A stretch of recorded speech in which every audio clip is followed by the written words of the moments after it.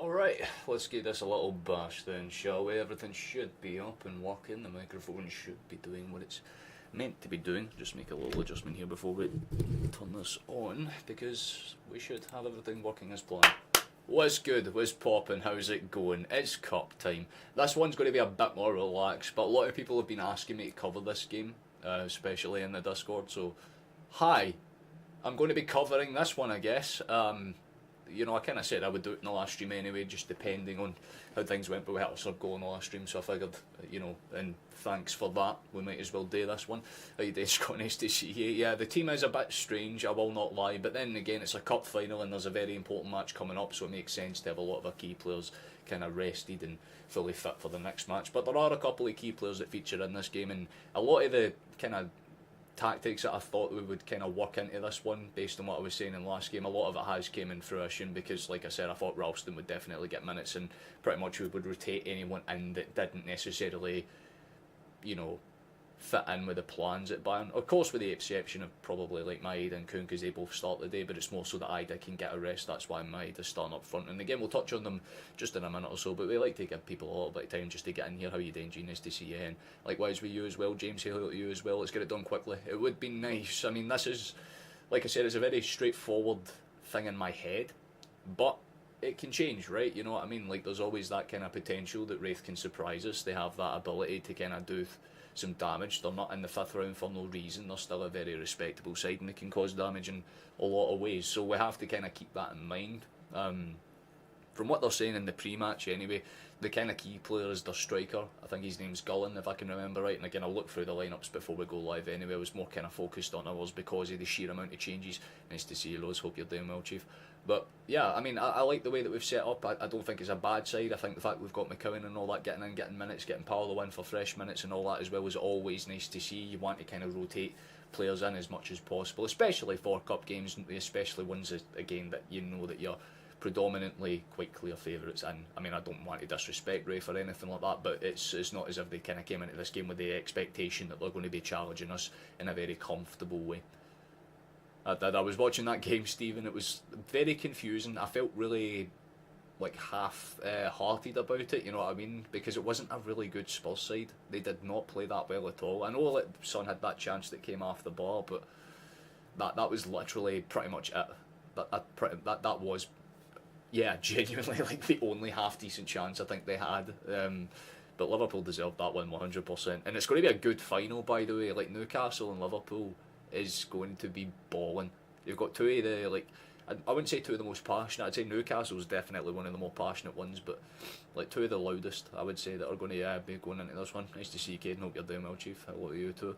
But I suppose I should kind of touch on the lineups for those that are in early. Again, we'll kind of run over them in a bit more detail as the game kind of goes on. For some reason, Google doesn't believe Raith has a badge, but they do. I can assure you of that. But I guess we should start with our lineup. And again, like I said, a couple of changes that come into this one, and a few of them are definitely interesting. Like I said, that back line is pretty much fully changed. This is the first time I've said that this entire season. It's a complete switch around. There's no Schmeichel in this because we got Sinisalo, which I don't mind, because like I said, the boy deserved some minutes at some point. I thought he would have got them in the last match, but you know, I guess he gets them this time round, which is always nice. We get to see our new man start, which is always nice. So Schlupp comes into the side, which is pretty interesting. Of course, he'll be a very kind of intrinsical key piece for this game, that Premier League experience, plus plenty of FA Cup experience on top of that as well. Of course, Ralston starting on the right hand side to give Johnston a bit of a rest for the game coming up against Bayern Munich. Like I said, we're going to prioritise rest anywhere we can, and that makes sense for our centre back pairing as well. I still don't know what Navritsky has to do to get a match. Apparently it doesn't exist imperially,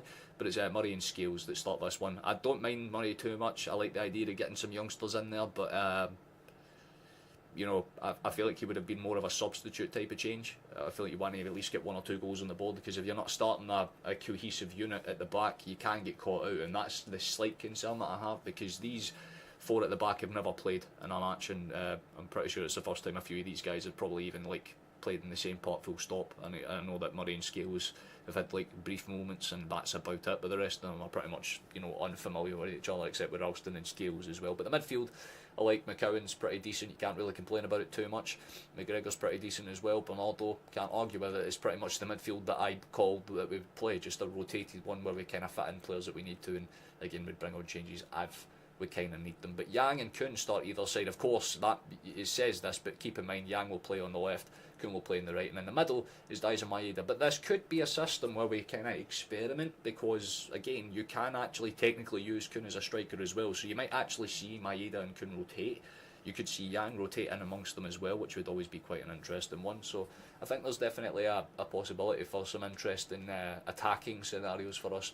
But like I said, Raith, it's the standard Scottish formation at this point, the 3/5 at the back, depending on what they're trying to do. But their team is pretty decent for the most part. I mean, there's a couple of players in there. I mean, from at least FM saves, I know their captain, of course, is probably one of the key players just because of his name alone. Scott Brown playing in the midfield is always an interesting one, so that's fun to see at Celtic Park. But yeah, I mean, he's in that team.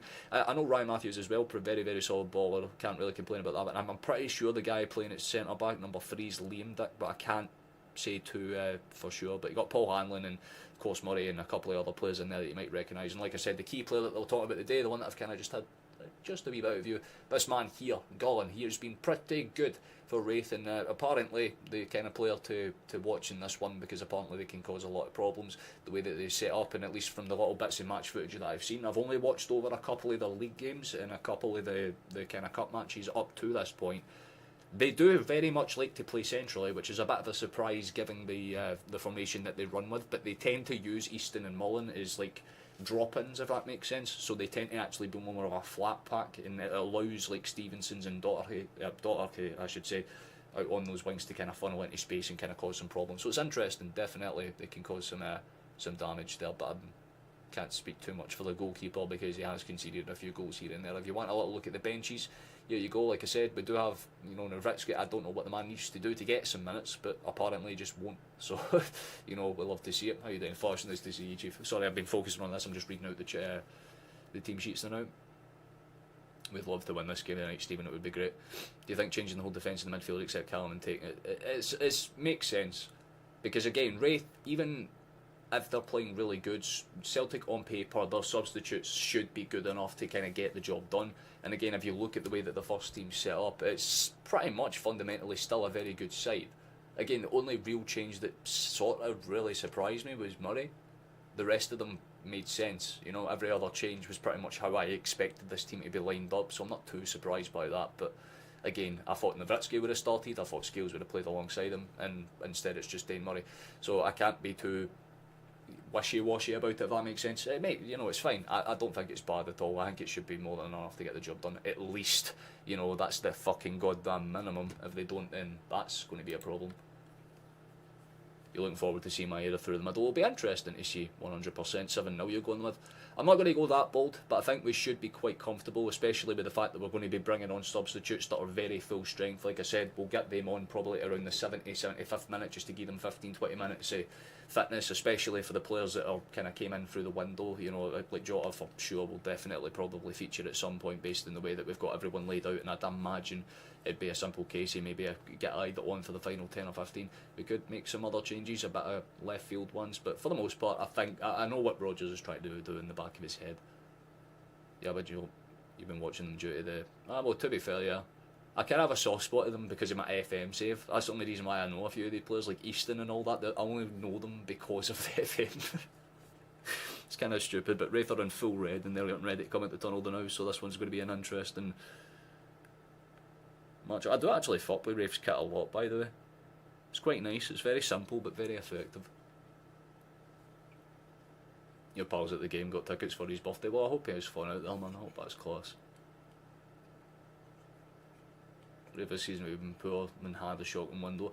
Yeah, they're a very up and down side for the most part, but this is what I'm saying. In the Cup, they've been pretty consistent. They've managed to at least kind of establish the idea of how they play.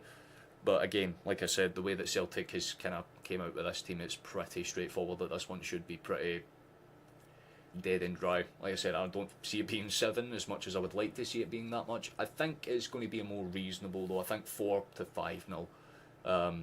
And that's if we play good from the start. This is one of the few games you're not going to because you won't pay £30 for your ticket due to being the not. Well, yeah, can't really argue with that one too much. Honestly, $20 is a lot, but the boys are walking out. We'll be getting underway in the next minute or so, hopefully.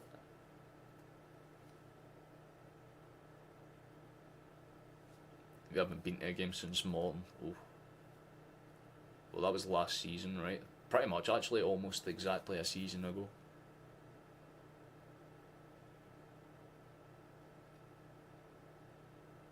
Well, I like this.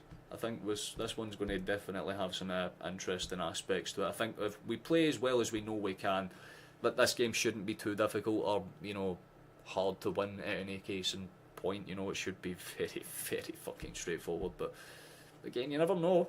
Football's one of those sports. Things can get interesting and a little bit dicey, especially if they score out the gate fast. But if you want a little readout of the teams before we kick off, here it is as follows. In between the sticks for Celtic, it's going to be Sinisalo, so it's the other Scandinavian that starts in between the sticks with Ralston and Schlupp replacing the fallbacks from the last game. It's Dane Murray and Scales that come in for Carter, Vickers and Trusty, so more than happy with that, with McCowan, McGregor and Bernardo basically holding that midfield spot. The only changes, of course, I think, well, I mean, the two main changes, I should say, in that midfield in Giles and Atati, but we're resting them, prioritising them for Bayern, which I love to see. The front three, while slightly changed, is pretty much what you would hope to see in this kind of game like this. Yang starts out on that right hand side, could have made a case for Forrest, but he starts instead with Kuhn on the left and Maeda playing central, but expect these three here to kind of rotate as necessary. For Raith, their starting lineup is pretty straightforward as well. When you look at their teams that they've played with this season, it's pretty much what you would expect. Ray starts in between the sticks with the back three of Vic, Hanlon and Murray with the kind of midfield four, but bear in mind it's more of a flat back five with the kind of dropping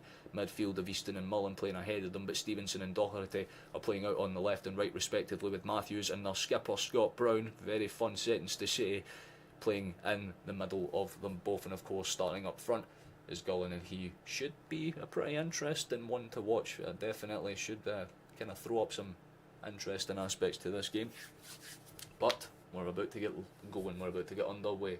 You're welcome to throw your predictions in. This will be a good test for Murray. We'll give him some decent minutes and it will certainly kind of shake the Leafs out of him a wee bit, especially after that kind of little stint against Aston Villa. But we have got the ball rolling, so hopefully a game of football is to be played. I would really like to see us start fast and start with a bit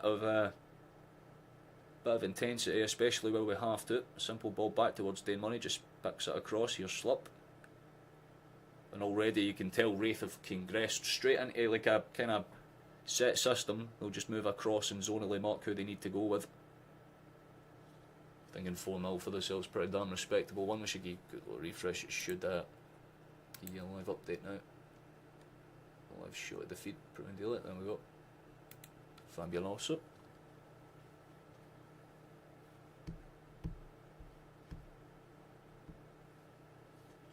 It's a decent ball out towards the left immediately. We're trying to find a way in behind here, but Raith are just kind of staying where they need to stay. They're not doing too much where they don't have to, which I can respect so far. But again, this is going to be one of those games where they'll be doing a hell of a lot of defending. It's a good pass out towards space. They're looking for any opening that we can. But obviously, the more that this game ticks on, you feel like the pressure will be on Raith to kind of put the first goal on the board, because if Celtic score first, then it's going to be really hard to see them overturning that straight out the gate. So I think that's why they'll defend so deep in here. That's a good ball in for Kuhn, gets it across to Ralston. He keeps it in play. Pop-ups, awkward, and there's a bit of a kind of stretch. There's a shot immediately! That was a decent attempt for Kuhn. It sails over the bar, and immediately that's exactly what Raith would have been fearing. I think they're going to call it back for a foul anyway. But it's nice to see there was a really good attempted kick there. He swung it that hard and he swung it out with a lot of purpose. Fantastic, but just doesn't necessarily work out there. I think there definitely was a foul by the looks of it. Yeah, it looks like Dick just kind of got clipped there, which is ironic to say, but nonetheless. Hey there, Megan, nice to see you, lass. Hope you're well. Hope you're doing it. It's fantastic. I mean, that was genuinely inches away. If that had just dipped a little bit faster, that would have been a stunning goal. I respect that though. Very, very good start. keep the simple ball on the deck, roll it across, and we should look for any opening lanes where we can here. I'm just seeing if there's potentially me getting something a bit better than the standard one I've got now. And quality would be ideal. Yes, sir.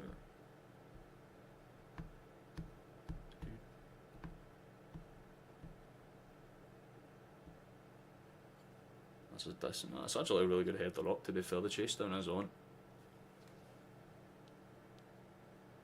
So now I try to get this in full screen and still be able to see the chat down the right hand side. Let's keep moving the windows about, man. It's irritating shit on this. But it does make it easier to read chat, so I've realised it's like a life hack. How you doing, Black Squirrel? It's nice to see you, man. Hope you're doing well.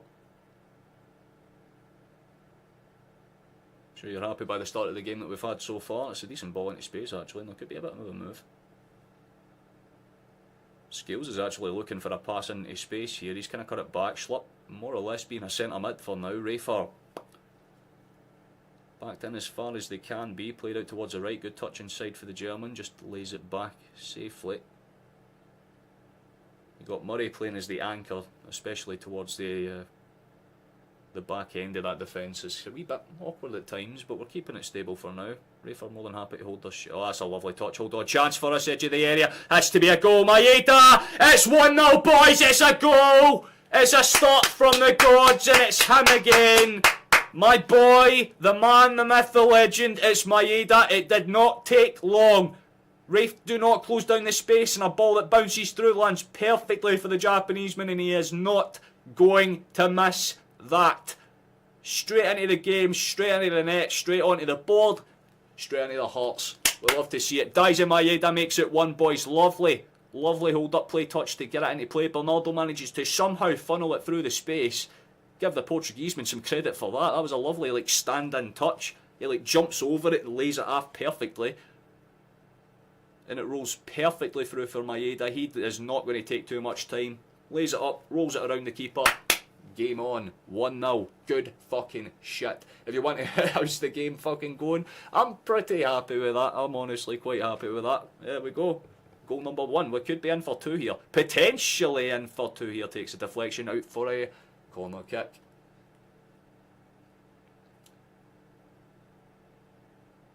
Yeah, Celtic TV or Premier Sports 2 if you're looking for the channel. 4 by half time. That'd be ideal. If you want me to answer that previous question, Megan, how I'm doing, pretty fucking good now. My day wasn't going particularly fantastic beforehand, but it's perked up a wee bit with that. That's a lovely ball in. There could be a chance for 2. McGregor from range! Oh my god, it's at the fucking bar! We could have scored 2 screamers at least already. How the fuck, man? That was a lovely hit for the skipper, and I'll tell you what. Very similar to Nicholas's shot just a few minutes ago. If that dips down just a tad earlier, you'd potentially have a goal of the season contender. We could have been 3-0 up inside about fucking as many minutes, honestly.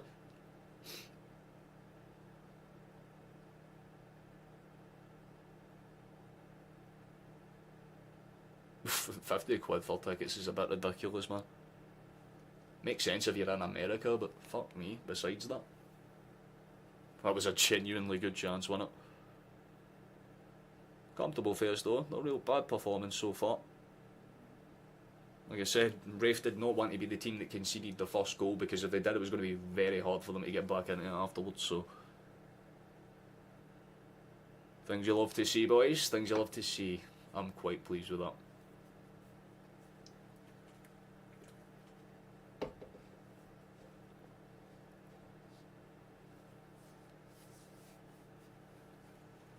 We'll love to see it then. Hopefully stream delay doesn't fuck me over too much. That's a good touch. Make us... Oh, please. Do it, McCow. Oh, I thought he was going to try and funnel into space. He goes out right instead, so Kuhn's there. Got the overlap and run of Ralston if he needs him, but he goes inside with the Trivela pass, which was lovely, but the layoff of Maeda wasn't going to do anything too threatening. And I mean, I respect it for Ray. He tries to clear it, but doesn't clear it particularly too far, so Celtic just maintain the ball in the final third. It's popped back. Scales, good chest touch, just keeps it under control. How you doing yourself, lass? Is everything going well in life? You feeling a bit more like yourself, back up to speed a bit? I think all the goal of the seasons might be, it genuinely will be, McGregor, Kuhn, the occasional kind of long shot for Hatate, and that will pretty much be it. But then again, and Giles has popped up with one or two decent ones now himself as well. In fact, there's a few actually really good contenders if you think about it. I still think for me it's got to be Kuhn's goal against Leipzig just for how clean it was. That's a brilliant hustle face. There was about 5 or 6 Celtic bodies penciled up right outside the box trying to win that ball back, and we've retained it. Schlupp's more or less centre mid right now. Looking to see if he wants to get a pass into space, opts to play it safe, back towards the captain. Good for McGregor, opts to just kind of play it into the open areas. Here's Jan, good cut back, got a decent move. That's a lovely pass in, that's a lovely cross as well. We can't take anything away from it for Jan. Right idea, but Maeda ain't 6'5", so ain't going to really get on to the end of that one particularly good. Maeda's during the week there. To be fair, the build up for that was clean. That's why I kind of put it in as like one of the potential goals of the votes, but people voted for the... I don't even remember what one they fucking voted. My brain's gone dark. I think it was one of the Angels goals for sure anyway. Yeah, a goal for Young today, hopefully. That'd be great.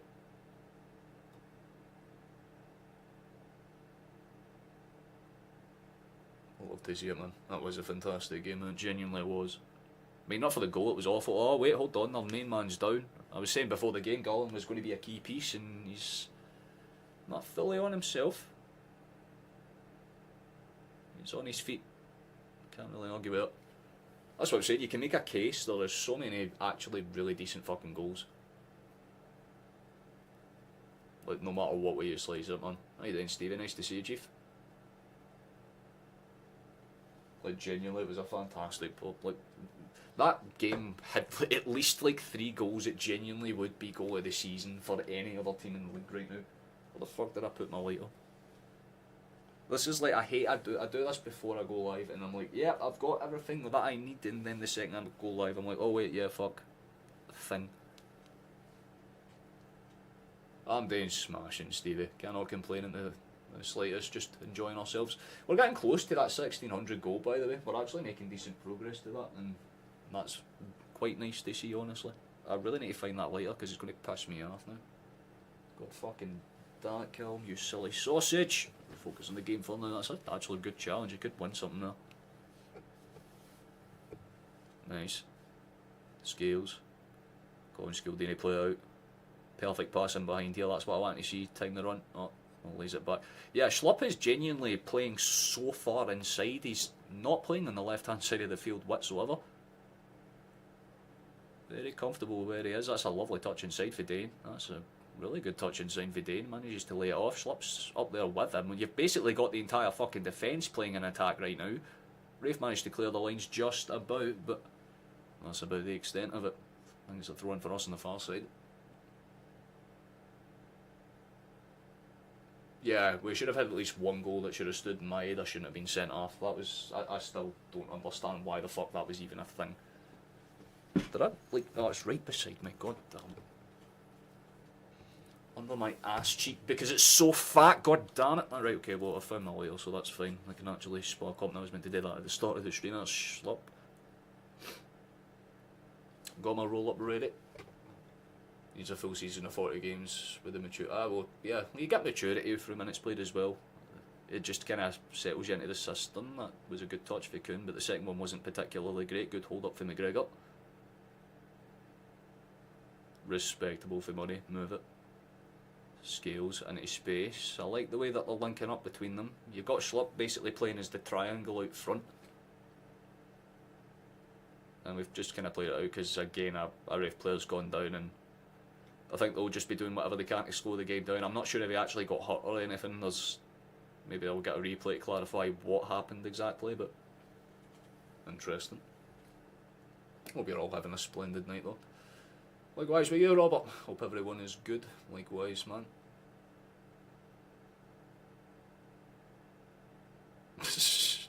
Yeah, to be fair, I wouldn't take that away, at least this season anyway, for sure, man.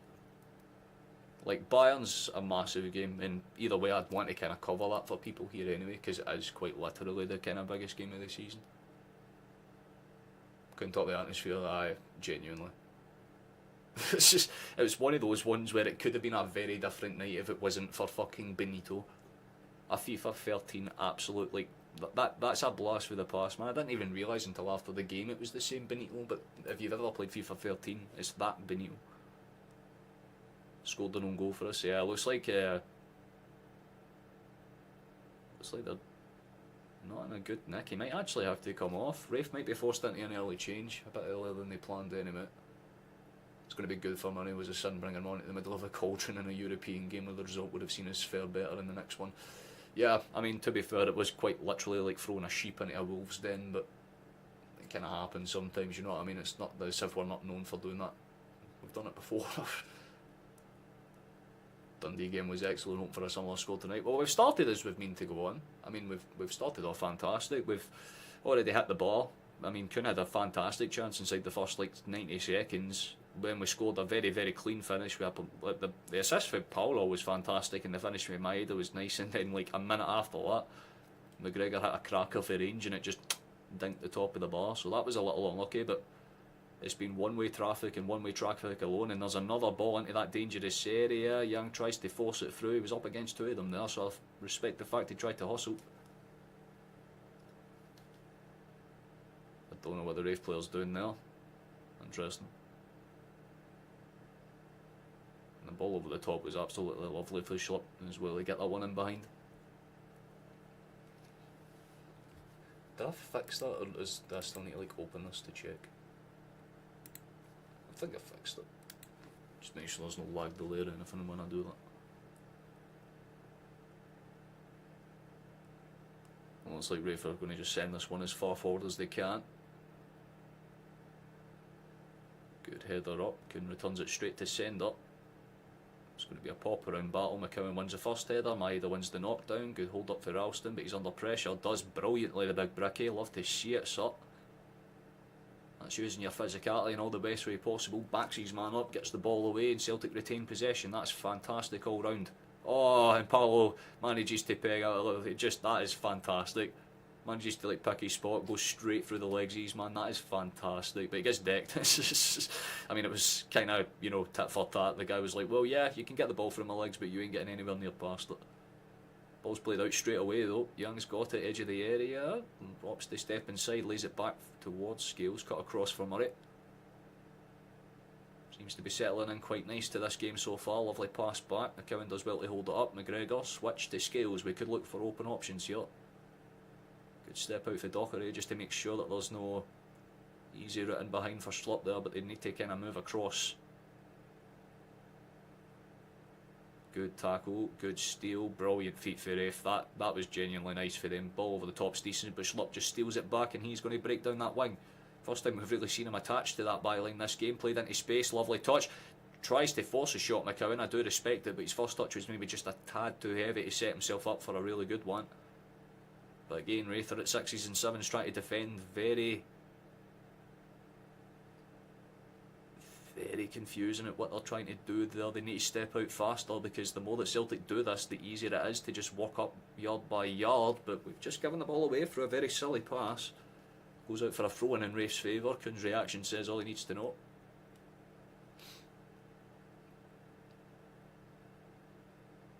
Thanks. Well, it's just like when I clicked on my Streamlabs thing, it like froze for a second there. I'm like, shit, I hope it just doesn't lag. We good though. No worries about it, my friend. Still messing about with these weaklings. I wouldn't say they're weaklings, that's a bit of an insult, although we've just played the ball over the top. Good header out for Ray, although Raith will need to clear the lines again. And again, Dockery does well to force it up. Chase down. Respectable. There's a bit of a kind of shot pull, quite heavy shot pull for the Raith player there, so that will just be a quite easy foul for Celtic to take. Maybe a bit of frustration for the men in red. But Celtic are just playing calmly through them. Ball up towards the left hand side. Young's going to take his man on, plays it into space. The ball was pretty overhit in fairness, goes straight through towards Ray's feet. He should opt to play out. Or he'll just wait for Maeda to step in towards and then pick the ball up. They're literally time wasting on the 20th minute. Fantastic. Well, I say 20th minutes, the 19th right now. Anyone that's watching the game, what you thinking about it so far? You're going to give it a watch tonight. Oh, are you talking about the young boys thing? Yeah, that was a video that took a bit of time to make, but it was cool as fuck, man. Slop looks very comfortable, genuinely. Looks about as calm as you can ask him to be.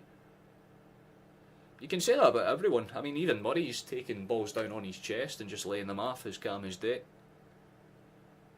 Scales is picking out the long range passes more than fine. Everybody in the midfield's doing their job as intended. Yang's blending into the plays more than fine. Kuhn's obviously had that chance and he's been playing great as well.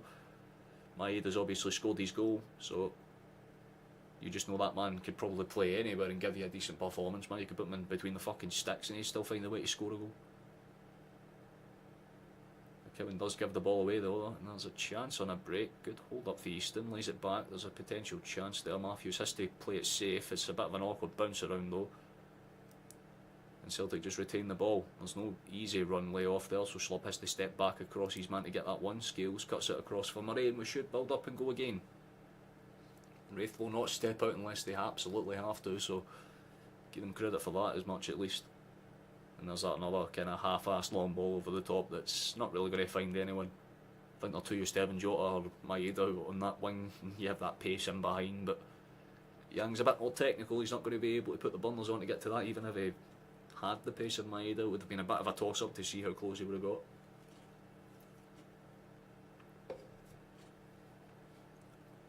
Surprised McGregor wasn't rested. I think, what's the best way I can kind of summarise this? You see, when you make a lot of changes to the team, you don't want to take out your skipper, at least not at first, because you want to at least make sure that you have someone that can calm everybody else down, so if they feel like they're out of position or if they feel like they're not doing things right, they have someone that's, you know, very experienced, basically the kind of lynch piece of the whole team, to basically go, look, stand there, do that, stand there, do that, you follow, like, just keep everyone in check, basically. And again, if we're hopefully, you know, 3, maybe 2, even 3, that would be best case scenario if we could be 3, but hopefully just 2, not up by half time, then maybe we'd consider making that change. That's a ball into space. Don't know if Maeda's offside or not, but the header wasn't particularly too great. Strain in the hands of Ray, and to be honest, I love that cuts to the north curve there. You can just see them bouncing around as happy as Larry. Love to see it. Great tackle, but I think it might be pulled back for a foul. Didn't know if he was clipped there, but Easton's complaining about it anyway.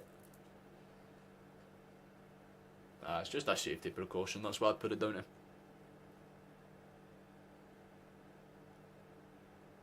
So, that's a bit of a trap up surely, but they've allowed it to go on. Raith have a potential chance to do something here. It might be one of their first chances of the game, but they opt to just pass it around the side for no reason. Lads, has got to try and get it into space. They do very well with that pass though, and it's a half opportunity, but it's cut out very calmly in the end by Scales. That was the first real kind of indication that Raith can actually provide a form of danger, but then they need to defend themselves. Maeda tries to knock it past his man, but puts way too much on it. It's going to roll out for a Raith throw in, but can't really argue with it too much. It was a lovely pass into space, to be fair. I think it was Matthews that laid off that run inside. Very calm, like that.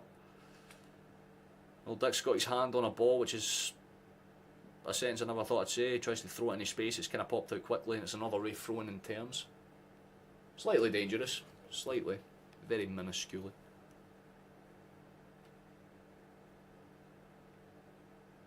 Ball sent forward. Raith potentially has a breakdown that side. It's a good ball into space, although it's going to be easily cut out by Scales in the end. Yep, comfortable enough.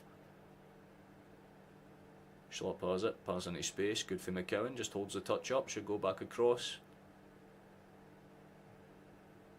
That's a lovely pass out for Scales, perfectly weighted for Ralston, and then he can find a open shot down that right hand side. Brilliant pass towards Kuhn, 2 really good passes, and then just like that we're about 60, 50, 70 yards up towards the goal. It's a good shot for Maeda, takes a big deflection though, and it's going to take a bounce out for a throw in. Comfortable enough, just about on the halfway line. That started with some good defensive work there. Really nice counter attack as a whole, but just didn't necessarily work out with the final touch. Liverpool playing in the FA Cup tomorrow. Who is it they play against, Steve? Because I couldn't honestly tell you off the top of my head. It's because I've had a lot today, so I've been focusing on this game more than other ones.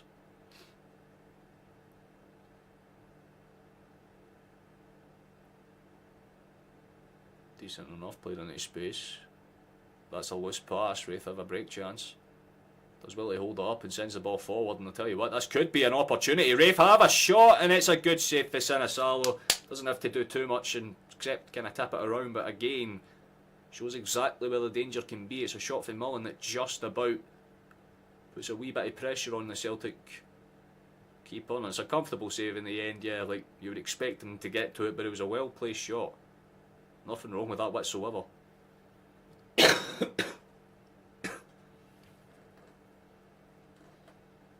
Oh, it's Plymouth. Right, well, if it's Plymouth, then there's nothing to worry about. I mean, respectfully to Plymouth. You know, it's the same way I'd look at this type of game. It's, you know, there's a clear favourite. But then again, Raith are trying to make a game of this. 2 real half-decent chances in the last few minutes and a corner kick where they can certainly cause some problems here.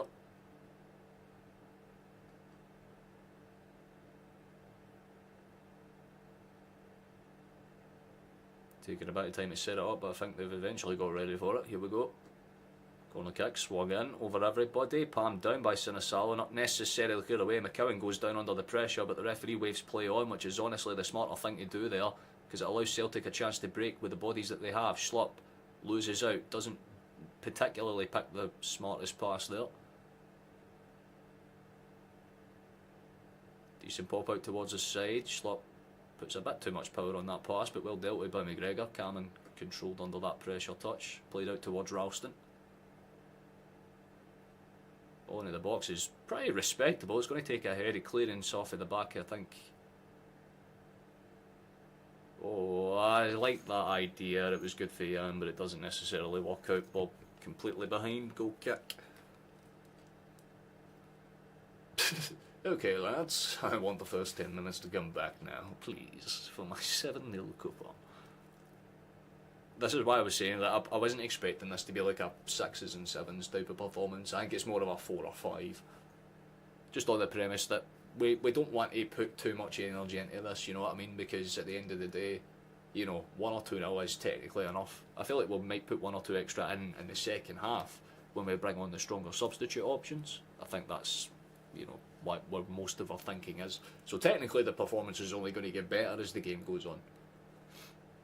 But give credit to Raith, they are doing a little bit. They're at least trying to make a game of it, and you can always respect that. They're not just sitting in and defending the whole time, they're all trying to break where they can, so you can tip your hat to them at the very damn least. Our backup players aren't very good. They're having a fantastic game so far. Can't say they've done too much wrong. Raith's only real decent chances came from a very well-timed ball over the top. It was, you know, it didn't matter who was in defence there. Young's got it down that left-hand flank, gets into the space, kind of takes a bounce off, so it should be a corner kick, and it is a corner kick, so we'll take that. Yeah, we should be comfortable. I would not worry about it too much. But they're digging in where they have to, Raith. It's that intrinsic value that comes with every Scottish team. They try their best regardless. There's a ball into the box with Paulo, flicked over everybody, somehow doesn't find a Celtic shot and is cleared out in the end by Raith, but you know exactly what's going to happen now. Celtic will just retain the... Why would you pass that backwards slip? That's very confusing. Pass into space, that's decent. Run it down, gets it out towards that area, and like I said, we're using that rotary winger system very effectively. Ball into the box is dangerous, just about. Gets over everybody else, and there'll be some pressure there. I think as they try and cover for McCowan that's under pressure there. Good stuff for them. Can't argue with that too much, but we should really do better with that chance in behind there. McGregor has it. We keep going back, and I'm not really sure why in that instance, because you're just allowing Raith to encompass you, and that's exactly what can happen. The bodies surround them enough to pickpocket it. Why am I getting hiccups and everything now? Like, I swear to God, anytime I'm fucking alive, it's like my body starts at shit. Do not calm it down. Good pass out for Sinisalo, actually, just calmly opens up the space for us at the back, but Schlupp Needs to maybe take a gamble on a few more forward passes, man. He is going side to side and backwards a lot, and it's not as if you have too many people behind you, man. Everybody's practically ahead. It's almost a harder thing to do. Murray lays it back across to Sinisala. Cuts it back out towards Scales, and hopefully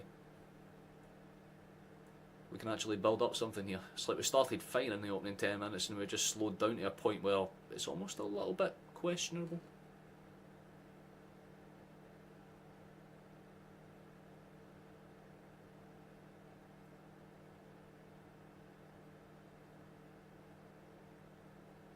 Oh, that doesn't surprise me too much.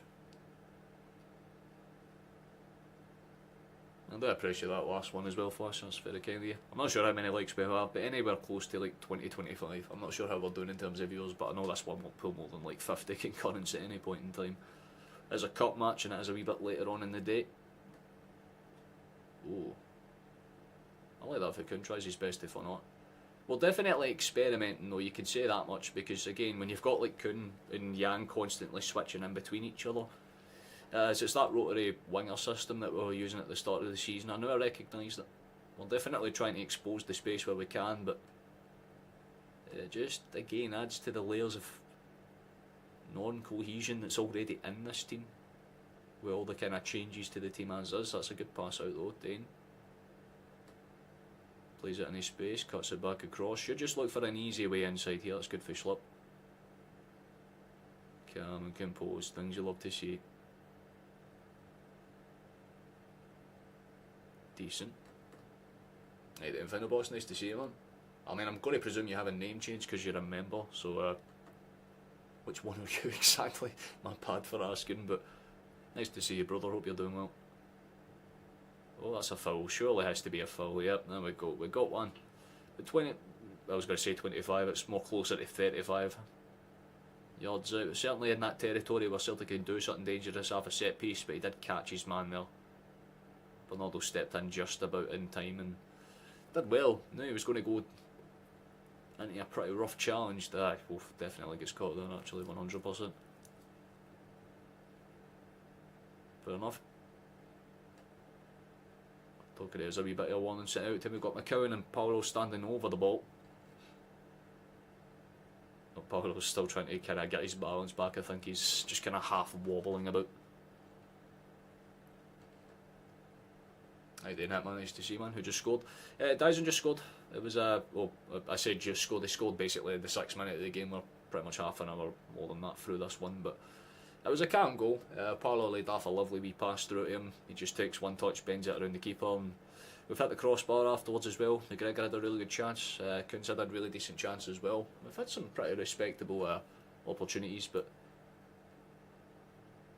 oh, that's a poor giveaway for Raith. That is a solidly bad mistake, but we're not really going to do too much with it because for some reason we opt to go backwards. That's one of those instances where I have to say it's a bit silly. You had everybody ahead of you there and you pass it behind you. Can't argue too much. Pass, rolled across.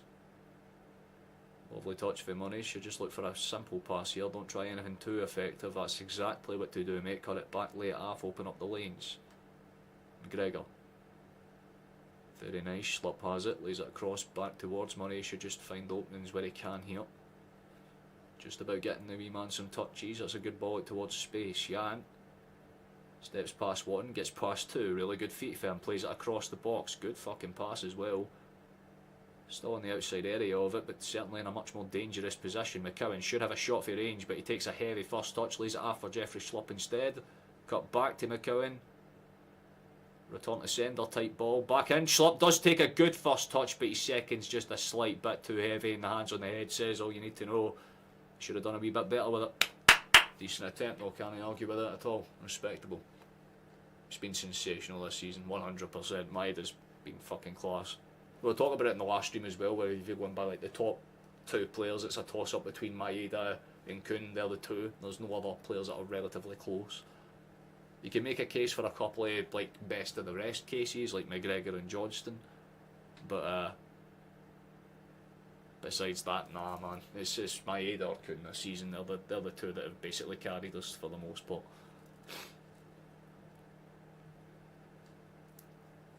That was a lovely effort indeed.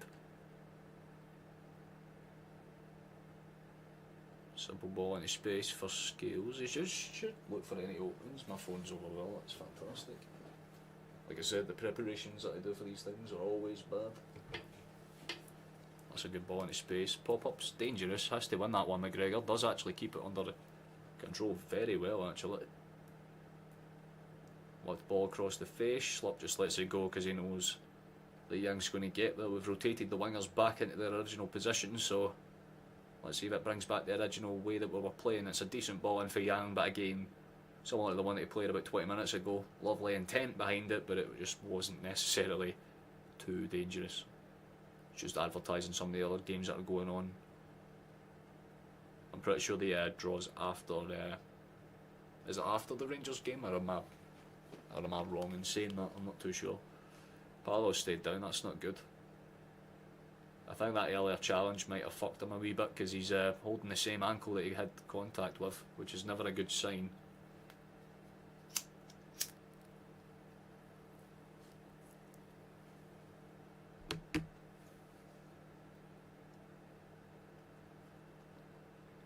Who's the black fella? You mean our caramel coloured comrade? That's it, that's Jeffrey Schlupp. Crystal Palace, he's left back. We took him on loan if you didn't know. But yeah. Guy's a tank. He's playing very good in the opening stages. This one cannot complain with who's played at all. Just maybe passing it back a bit too much. I'd like to see him actually take a drive, especially with the physicality the boy has.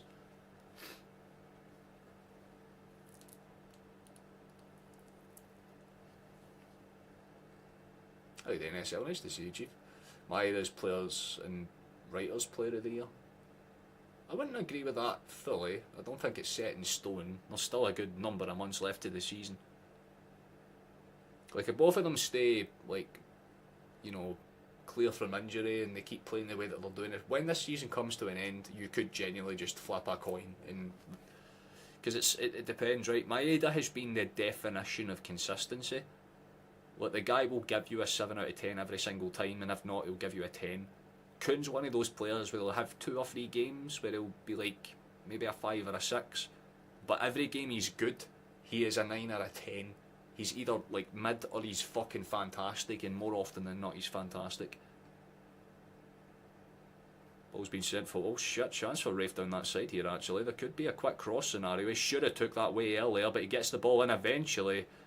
Takes the deflection off his Schlupp and is going to go behind for a corner kick. Bobby scores. It'd be nice for him to settle down. I think he'd deserve one. Has anyone ever said you look like Roberto Baggio? Well, I've been told I look like a lot of things, but Roberto Baggio's not one of them. It's probably the hair, right? You know what I mean? I feel like if I stood up and just kind of did the stare into this, you know, stare into the sun. Who knows? Maybe for Halloween I'll get like the really little, like, trim the beard here and get the fucking whole thing going and tie the wee thing up in a pole like that shitty wee rat tail, man. Well, Raith do have a corner. Like, let's see if they do anything with it. Swung up and high. Sinisalo punches it straight into the middle of the space. Probably not the safest place to do that. So Raith can maybe do something, at the very least to maintain the ball. It's a shit pass back in, I have to be honest. Even Easton's arms went up as if to say, brother, that was bad. But Raith still have it. They're doing what they can to keep the ball under their control. The ball swung forward, and I'll tell you what, great pass in behind. It's going to have to be a quick cross this time. Does fire the quick cross in, and Dane Murray's more than happy to come across and cut that out. Decent attempt from Raith. No shot really comes of it, but can't argue too much. The hair and the coatie, honestly valid. He's a pretty handsome fella, you know what I mean? I'm not going to say, you know, at least I'm not going to say I look like fucking Wayne Rooney or something. I'll take that.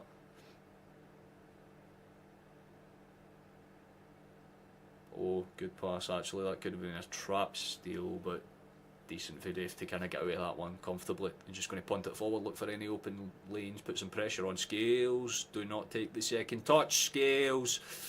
That's exactly why I nearly gave it away. He does recover it. Gets it across to Murray in the end, but that first touch, you could tell before he even took it, it was not comfortable looking. Ball's played back across, and Raith will just have to go back to their keeper here. It's a slightly loose one, and Ray just opts to play it safe. If in doubt, get it out, and he's taking that to heart. One of the first rules of football, if you're a goalkeeper or a defender, and he's certainly adhering to them 100%. It's a few times he's done that.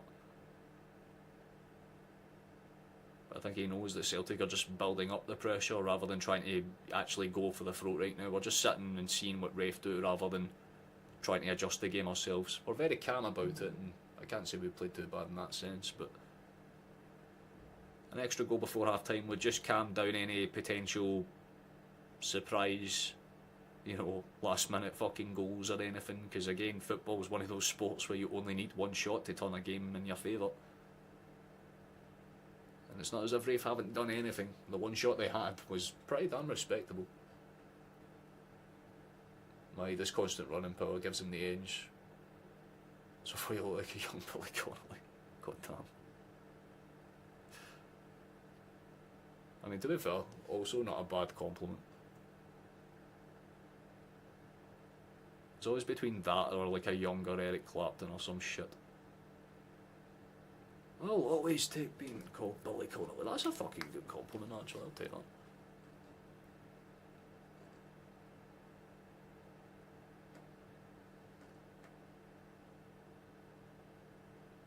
The network, I've seen that.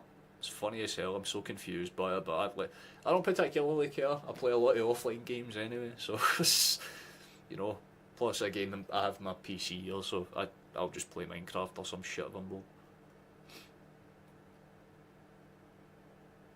Oh, lovely pass, Dane. That is much more like it, big fella. Brilliant pass down that flank. Gets Kuhn straight into the play. Held up towards the edge of the area. Ralston cuts it back towards him. Here's the thing, I know that his name's Murray, but I'm going to keep calling him the Great Dane. That's his name now. I have christened him that name. That is literally, I'm going to refer to him as the Great Dane, even though he isn't Danish at all. It's just funny. Because the man is a dog. He's chasing down every loose ball. It's what you love to see for a youngster. He seems to be taking that fucking feedback that he must have got for a few fans with a few minutes shown against Aston Villa, and he's taken them and adapted them brilliantly, because his passing has genuinely been very, very nice to watch. A couple of defensive errors here and there, maybe positioning wise, but his passing's been fucking fantastic.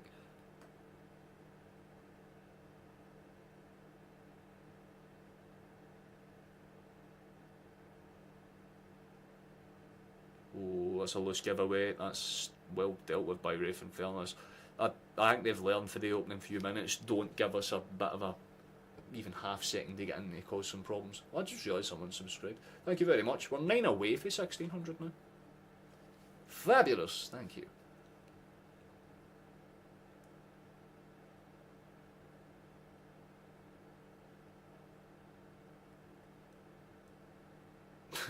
On Friday, everyone's pure looking forward to get home for the weekend. I've been busting ass with my 8-hour-a-week job, can't wait to sit down and play PlayStation. PSN has been deactivated, what the fuck? I do feel bad for some people like that, but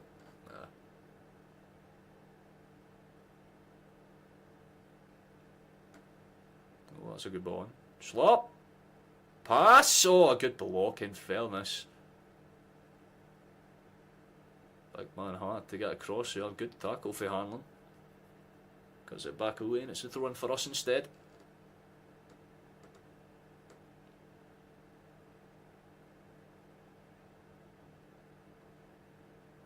Decent.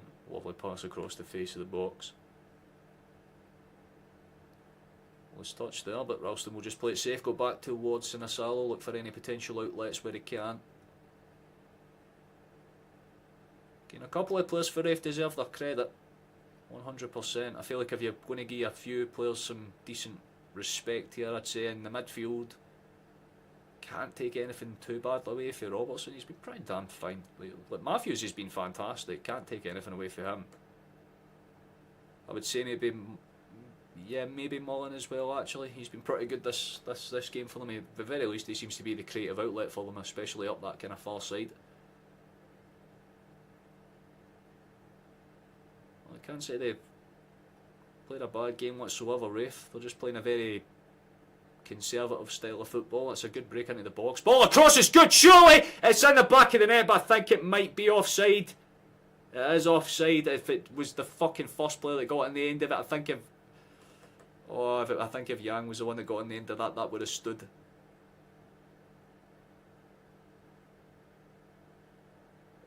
It wouldn't have stood anyway. It turns out they were both offside. That's unlucky. Can't complain too much about it. Dyson could have had a double, but just couldn't time his run a wee bit better with it. See if you can build a team in a decent time. How are you supposed to do that without any PlayStation network?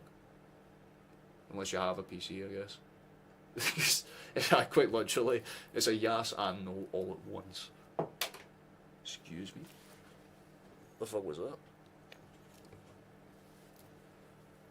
Well, it looks like we started off very good. And just kind of slowed down a little bit. Maybe the second half we kind of pop up and do something, but anyone that predicted 7-0 is probably feeling a wee bit saddened. 3 additional minutes to see through at the very least, so not too much of the time left for Raith to get back into this. But if they steal a goal now, then it opens up a world of possibilities for them, so it's not done and dusted just yet. Your son has a PC, but he's never off it. Fair enough, honestly. So my wee brother, when he got his PS5, man, he fucking was attached to that shit at the hip for like 4 months straight.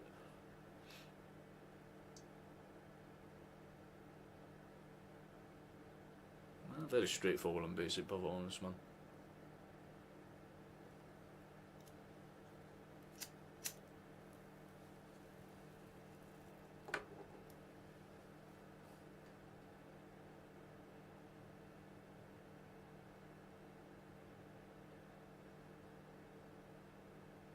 Yeah, honestly. Just like, oh wait, hold on. There's a break. Ball through. Oh, brilliant. Another ball through. Surely this has to be 2! Cross! Game on! There we go! Maeda's got his double! It's a brilliant breakout for the back for Celtic and pretty much out of nowhere. 1 or 2 really well timed passes. Celtic get right through the middle of Raith's team and it's in the back of the net. It's over.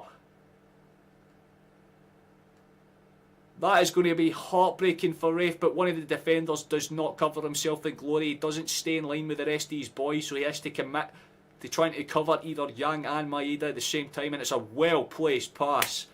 Brilliant placed pass for Yang. Taking nothing away from it, and Dyson just lays it off, uses the power of the cross, straight up into the top corner. Very calm goal. Very, very calm goal. Simple counter-attacking football done at its best right there. And if you can get fucking Dyson on the end of it, there's just a high chance of success that he puts it into the back of the net, man. Maeda needs to be #1 striker. I know Ida's now sitting on the bench going, oh, for fuck's sake, man. Every fucking time with these Japanese people, just... How many fucking times just actually angry at them now? Like, come on, man. Dyson, just play left wing, man, please. Fuck, man. Maybe we need to get ourselves a 4-4-2 going. I genuinely give Yang a lot of credit. That stretch out for the pass was fucking brilliant. He's had a fantastic game. He's just not really done well to force shots away, but his actual outplay has been fantastic as a whole. Can say that about everybody. Very good, Dyson. Wee hat trick for you. That's what we're wanting to see now. There you Sparrow. Goal, goal, goal, goal, goal, goal, Dyson Maeda. Let fucking go on, son. I love him. They get a wee round of applause as they head down towards the tunnel. Ralston gives him a wee pat on the side of the shoulder there. It's very much deserved, but I mean, Raith gave themselves a little bit of moments. They gave themselves 5 or 10 minute stints where they deserve a wee tip of the hat. You can give them credit for that much, but it's not really been anything too much besides that. That one half chance that came off of the back of a really good ball through for Mullen, and that was about it. I think it was Mullen's shot that was actually the only real genuinely opportunity. Now you can see about the score at half time. I'll go right. Scottish Cup venture time. Let's have a gander. Let's see what happened with other games. Oh.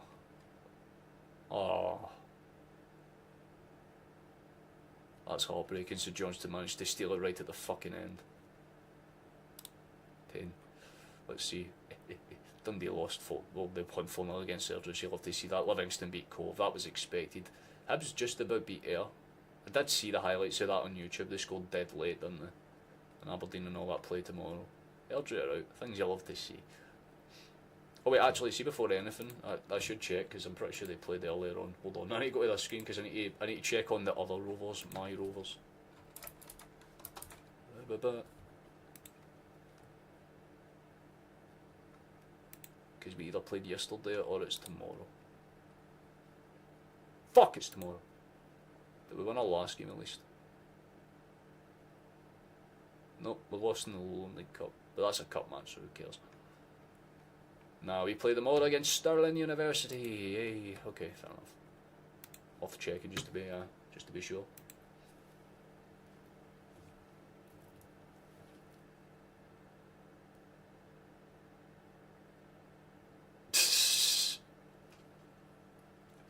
No, I was raised with like the mindset. It's like, if you want to be a striker, son, you need to be 6'2", you need to be built like a brick shithouse, you need to get on the end of the headers. Now there's like, oh, I'm sorted. And then he just sees these wee tiny dudes that are like a foot smaller than him walking in and just going Konnichiwa. Power header for like 40 yards into the back of the net, and Maeda's fucking sprinting down the wing like he's the goddamn fucking like X-runner, man. He's brilliant. Just abysmal performance. It just seems like one of those stale bowling ones where just one random chance goes in. How you doing, Stephen? Nice to see you, fella. You put 2-0 on at half time, 100 for a £443 return. It's bold to say that we won't score any in the second half, considering the fact that the substitutes only make the team better, Chief. If I was you, I'd maybe kind of adjust that to a 3 or a 4. But 2 is a very safe bet, honestly. I can't fault it too much. I hope it comes through for you, big man, because you're due a big one. At the party shop, oh my fucking god, man. That thing is barely ever open as well. Like, I've been in there when it's Halloween and you get like those wee plastic pumpkin things that light up. I had a bunch of them like a few years ago. But fuck, man, I haven't been in that store in like at least a year and a half, 2 years now. It doesn't look like it's ever open. That's the funny part. It always feels like it's shut. It looks like it's always shut, and then you walk in, it's wait, the door's actually open. What the fucking people are in there? Like, how? Who's trapped? Don't get it, man. What the hell are you even doing in there?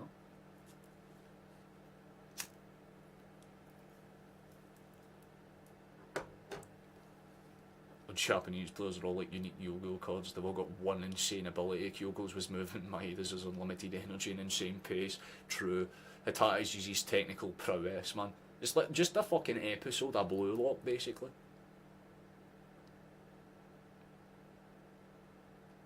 Oh, he put it 2-0 on at half time?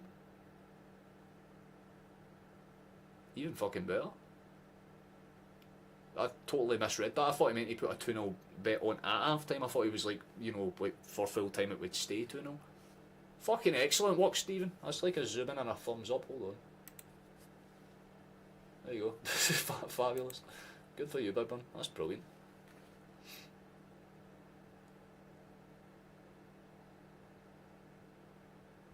I just thank my brain for completely skipping the one word that gave that entire thing context. Because they've now lost 6 in the last 8 games. Oof. After a good run in the last game of home ranking part of the bus, and then got this, he sold his captain, and now fans are calling for his head. What, is his head that good? Nah, I mean, to be fair, I would be calling for his head as well. I'm surprised he's even still in a fucking job. He should have been sacked like last season, if you're asking me honestly, dude. Your birthday shit? Hell yeah. Your birthday's tomorrow? Fuck yeah, man. That's cool.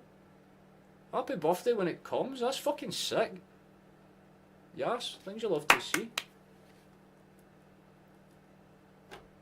Damn, I fucking wish I knew. I would have actually caught you something, man. That's a bit of a shame, but hell yeah. Things you love to see. I hope you have a lovely day when it comes. It's just showing some of the highlights and rundowns. That first goal for Maeda was very, very nice, by the way. It's not a good way to spend your birthday, to be fair. I wish I could do that, you know what I mean? turning 25 this year, get the fucking ball, you know, slap them on the table, man. Like, fucking, nah, man. I don't know how people do that, but I respect it at the same time. You got a 5-0 on it. That is a genuinely good fucking shout. 5-0 is pretty much what I said as well. 4 or 5-0. 4-0 I thought if we didn't score more than 2 in the first half, but we have, so I'm more leaning towards 5 now, but we could slow things down. Hey, bless. Love to see it. Well, still, I hope you have a fucking brilliant birthday when it comes. That is amazing. I love to see it. Well done for making it around the sun another year. Oh, not a problem at all.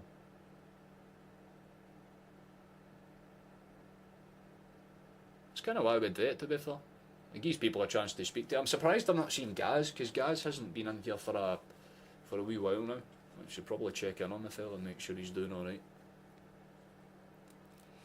Showing you the last time that we played Raith back in 2013, a Young Forest scoring as well as Wanyama and Hooper. Man, those are throwbacks. Oh, probably, I can actually picture the fucking kit and everything. That's the thing about it, I can see it in my head. I'm like, oh, that makes sense. Well, we're making decent progress. I mean, 2-0, can't argue it too much. As long as we score another one, I'm pretty sure it's game set in the match. Raith can maybe get back into it if they get like a penalty shot or something, but besides that, there ain't really too much they can do.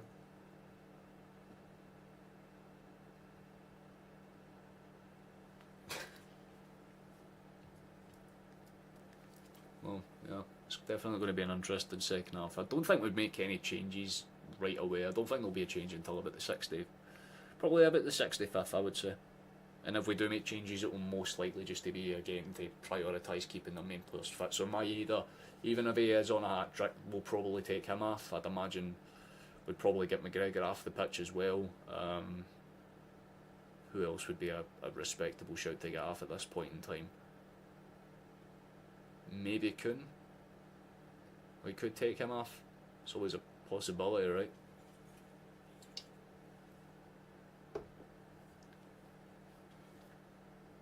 Rangers fans we say we use Japanese players. And we hardly have anyone from the UK when they have almost no one from Scotland. That makes me laugh. I get what they're saying. Like, we tend to like abuse a system when we find it, but it's not as if Celtic have been like. It's not as if we just started doing this. We've been buying players from random countries for fucking years. So that's how we find so many good, respectable, solid, like cheap alternatives. We did the same with like Van Dijk and all that as well. We just went to the Dutch league, looked at some random team and went, you look good, let's buy you and see what happens. I mean, we did that with Japanese players as well. I mean, we did it with Shinsuke fucking Nakamura, we did it with like, fucking like, you know, Park Sun and all that as well. Like, there's a ton of players that we've actually brought over from Korea before. It's not as if it's unheard of. So, I don't get that. And they can fuck off, because half their team's like basically Brazilian and Portuguese, so... you know what I mean? They're no better than what fucking China do with their national team. Like, you are now Chinese. Like, the guy is literally from Rio de Janeiro. When it's the first leg of Celtic versus Bayern Munich, it's in 4 days. It's on the 12th of February. That's the first one, we're at home. I can actually show you the visual of that now. Give me a second, I'll pull them up for you. There you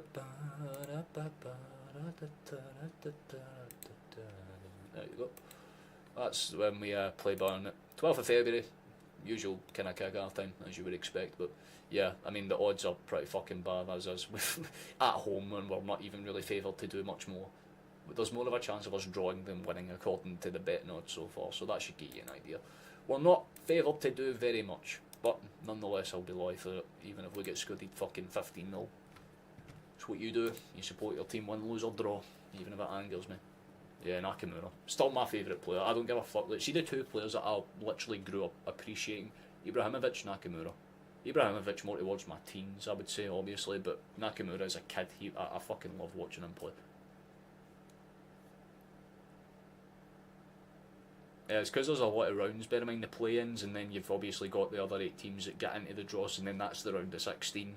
Then it's basically games every single week up until May. Like, it's fast-paced as fuck. That's the thing about this new format. It's basically Champions League football guaranteed every 2 weeks. Minimum. I was actually going to go to Germany with your father for the away game. Let's not in case we don't even get into the stadium. But yeah, you do. That's been confirmed, right? Like the tickets are on sale and all that stuff for like people to come over. Like I'm pretty sure like Bayern and Celtic and UEFA have came to an agreement. Like the away fans are allowed for that match because we're allowing Bayern fans in, because they had the same sort of issue. Bear in mind, Celtic aren't the only team that UEFA have pointed the gun at. They've done it with basically like 6 of the teams that are actually in the play-ins, including teams like Atalanta and stuff as well. They've been pulled up for flare abuse, but we're getting the harsher end of the stick because we're repeat offenders.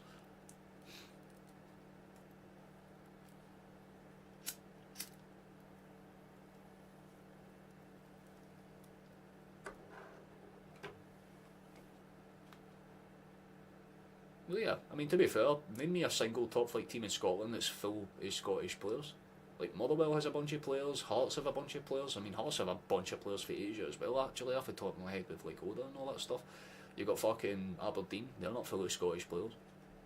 Like, no offence or anything, but there isn't any team on the fucking planet that's full of their own internationals.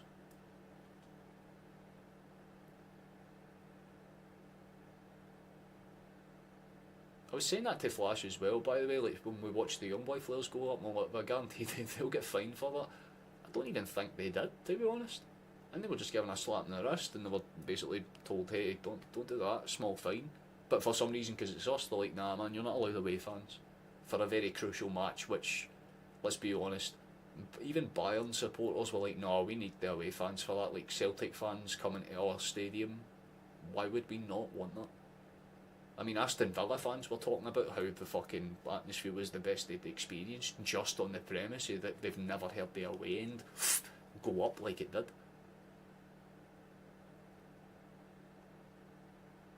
Nah, you're spot on, Megan, absolutely. Just don't take flash sticks or bombs, exactly. Just walking strapped with like an AMI bomb chest, like, I'm fucking here just to enjoy the game, chief. If we concede though, different story.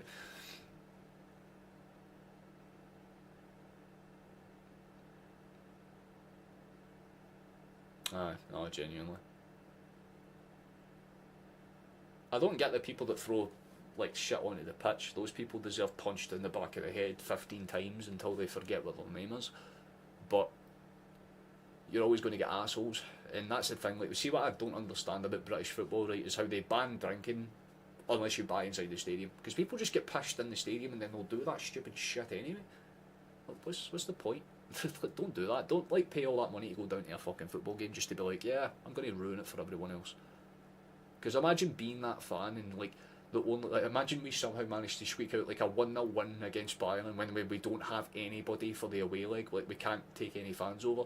That guy would feel miserable because it would basically be one of the main reasons we'd lose.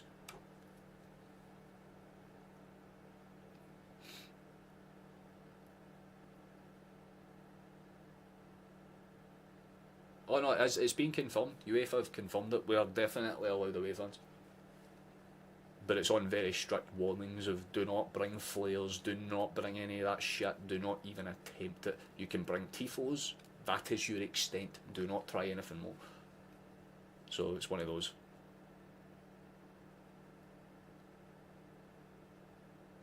You used to sit above the Green Brigade and there's nothing better than choking on excess flare smoke. Too fucking right.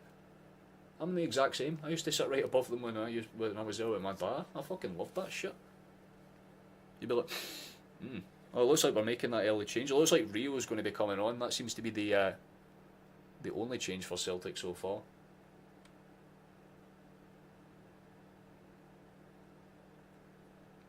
I remember there was a game that I went to in the Champions League a few seasons ago, the one against Mönchengladbach, if anyone remembers that one. We lost.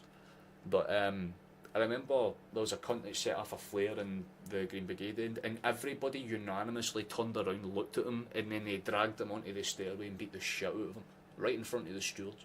And the stewards just kind of dragged them away afterwards. You're like, that's how you deal with it, man.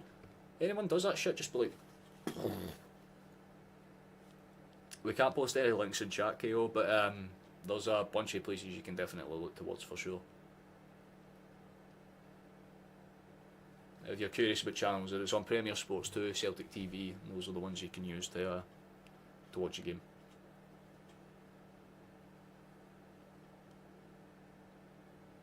Yeah, definitely. Don't throw shit onto the pitch, man. It's like going into a boxing fight and then throwing something into the ring and that. Like, you're just going to confuse everyone. Like, what's the point? The second half's about to get underway, so back to the main screen game. Because it will be underway pretty fucking shortly. Raith looks like they've changed the line a bit. It looks like Atatis came on for Paolo though. So maybe Paolo took a bit of a knock in that first half.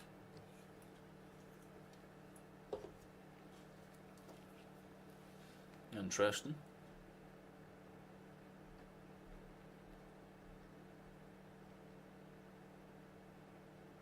Come on, boys. Decent pass into space, and it looks like we're going to be playing out from the back immediately here, Sinisalo.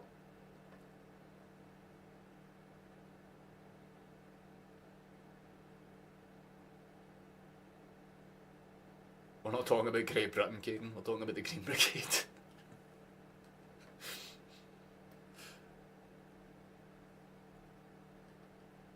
Yeah, Red Star is mental, to be fair. They go hard. They go insanely hard for no reason at all.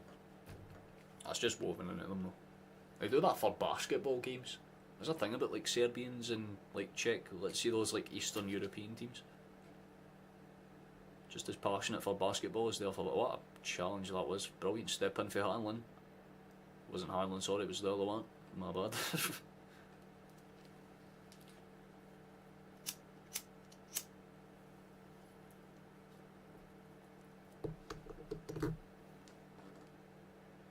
I like that approach play. Go on, McCowan.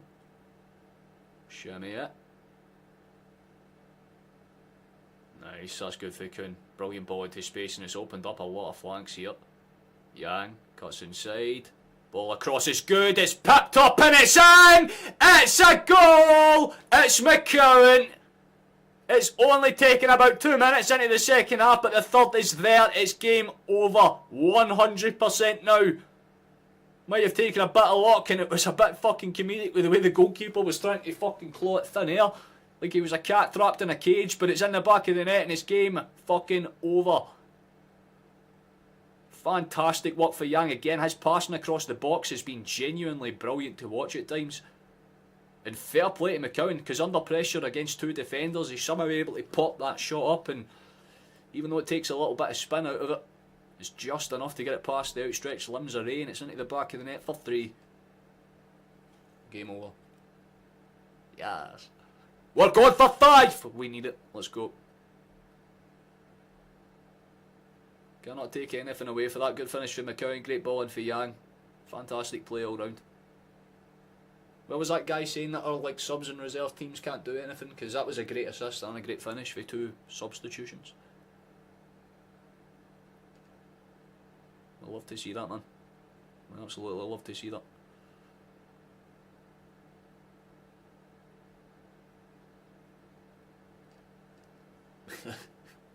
Flush. And now here comes the cricket score. Potentially, if it doesn't, hands will be thrown. McCowan definitely deserved that goal though. It's another one to add to his tally this season.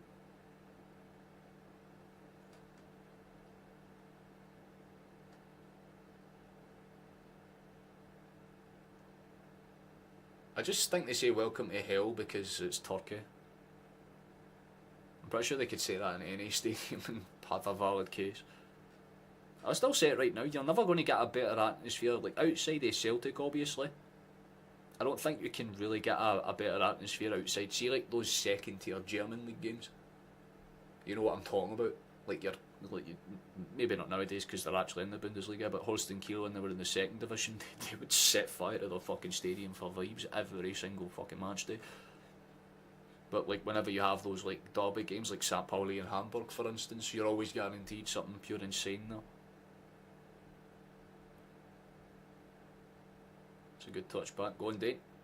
I thought he was going to tee up a long pass there. McGregor, cut back, here's Rio. Decent enough. Scales, lays it off, great pass in for Young again, it overlaps everybody and somehow McCowan's managed to thread his way through there. He gets shaken off the ball, but that was a lovely pass in for Young again. His passing has been fucking excellent to watch. Cannot say anything bad about the way this wee fella has played so far.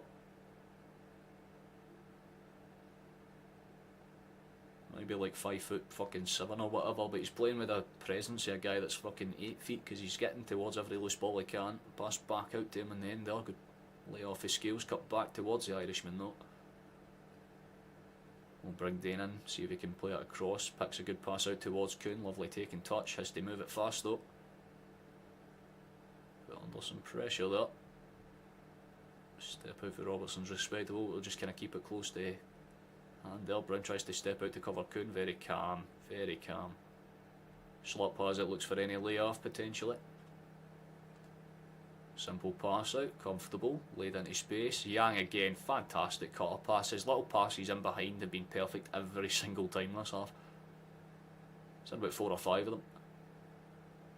Murray's complaining about that, but there's not too much wrong with it in my eyes. It's thrown back towards Scales and we'll build out from the back and go again. Iwata just scored an absolute rocket against Newcastle. Go on Iwata, it's the day of the Japanese.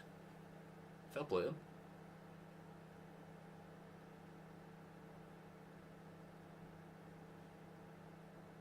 You don't want to go any higher because it's a cup game. Yeah, definitely smart.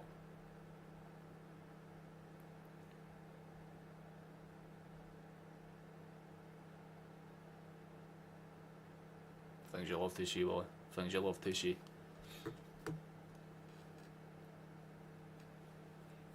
Oh, Raith's just taking their time to set up where this one's going to go. He's going to send it as high and as far as he can. Looking for anybody on the end of it. Popped up, chase down is on. Mullen's going to put some pressure on, but there's not really too much on a chase down there. Should be a throw in for Celtic and is comfortable enough.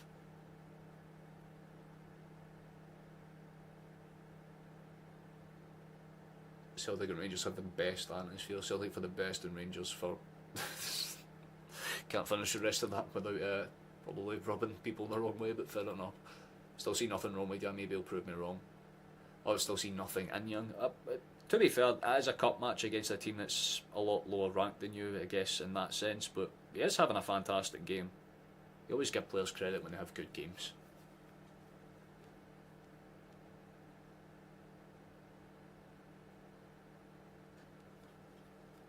This guy that's kind of hard to find if you don't know where to look. That's a good pass. Scales. Rolled into space, popped up and over, so it should be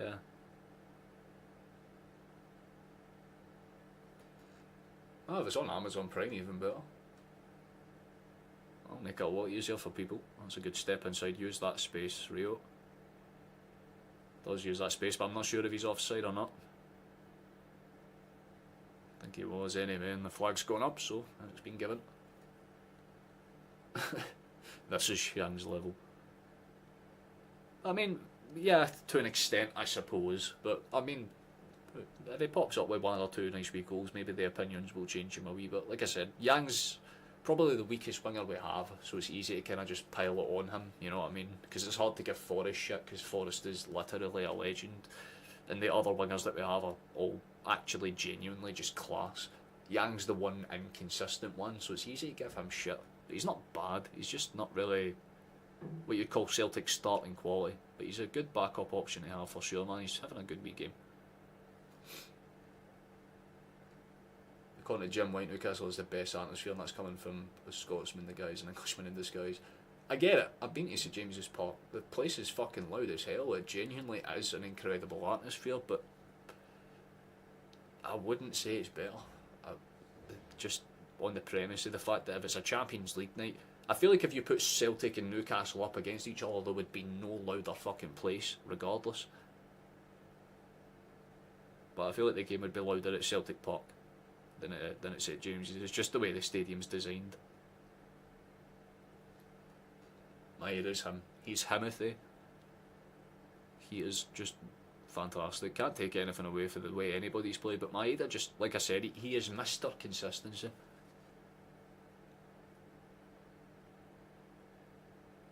Lovely cut back.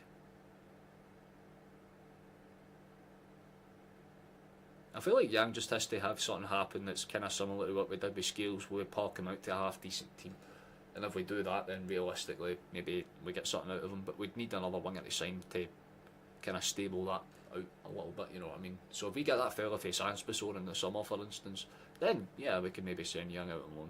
Kind of like we're making suggestion there. If you get him to like a Dundee, you know, type of team, somewhere that's mid-table towards the higher end, yeah, good for development. That's a good ball into the box, headed away by Dick. Oof, that's a big push. Robertson gets bundled over there, but it's a throw in for Celtic. He's no happy.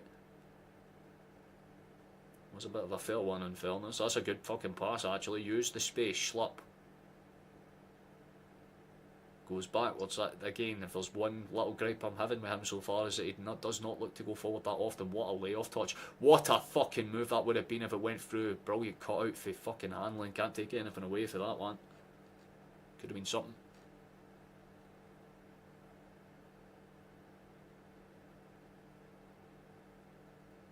Whatever Rodgers has done with my head, there's been nothing sort of immense.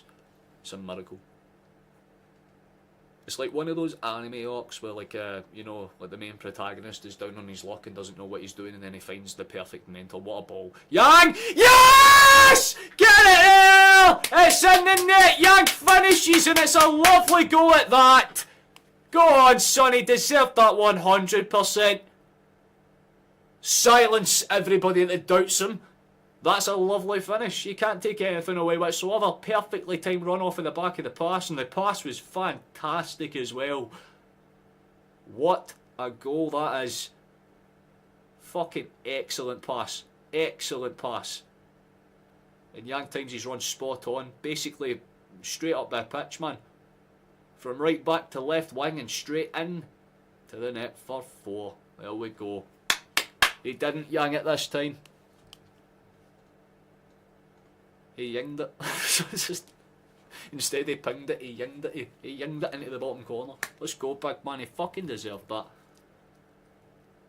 100%, man. Go on, Marty, son. He's done it. We love to see it. It's a very, very good finish indeed, Robert. What do you think about Celtic v Rangers Champions League final? Well, that you've just immediately, like, Rangers Champions League. Great ball in for Alston. It was a fantastic ball in for Alston, by the way. That's 2 he's put in this game. Like, genuinely, I don't know what the fuck's happened to Alston either, but all of a sudden he's turned into, like, fucking prime, like... Who's a good right back that I can think of that can cross? Who's a really good one? Like a Philip Lamb. You know? Physically good, and he can somehow, like, cross it up. That's, can't fault it whatsoever, man. Fantastic. Absolutely yinged it, man. Go on for him. If he misses, he yangs it. If he scores it, he yings it. There we go. That's what yin and yang truly stands for. We found out what it fucking means. Oh, bit of pressure for Raith there, but nothing too dangerous. We just play it back. Dave Murray back across towards Sinisalo. Nice to see that that man hasn't gone to sleep. Has not had to do a single thing this half so far.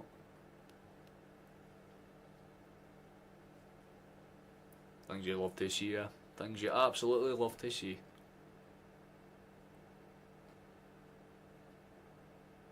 Well, like I said, that 4 or 5 might be on. It only gets better with the substitutions that we make, that's the thing about it.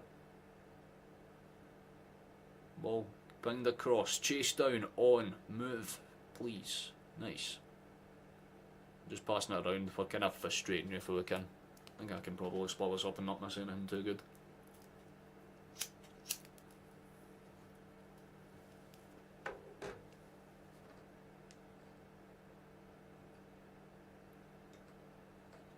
This could be what he needs to get a bit of confidence. Oh, 100%. 2 fantastic assists and a very well placed finish.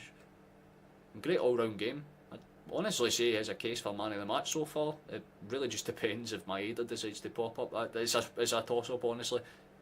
You could pick basically anyone for the Asian continent. Take your pick. If you prefer South Korea, it's Yang. If you prefer Japan, it's Maeda. But both of them have played very, very different games but brought the same result out of each other, which is some fucking brilliant football, which is all we were hoping to see in this game. A nice wee tee up match, get the fitness up, make sure that we're ready to go for Bayern, and right now that is exactly what we need to see. Not conceded either. No, it's like Jota's got warmed up on the edge of the area. Looks like there's a few changes actually, to be fair. It looks like Kenny is one of those changes too, by the way, so we might be getting to see him come on. Looks like we'll be trying to keep Maeda fit, and to be fair, it makes sense because if he's in as much form as he is, well, you want him for Bayern, absolutely. Played out towards Kun on the right. Oh, feet, big man. Kun! Deflection! Good save, in fairness for Ray. Had to react to where the ball took a... I mean, it took a very, very strong deflection. It was still kind of where Kun was aiming it, but give the keeper credit. Had to adjust his body and just palm that away to the side. Would have been lovely if that had found the back of the net. 2 assists and a goal so far. Young's playing fantastic, honestly.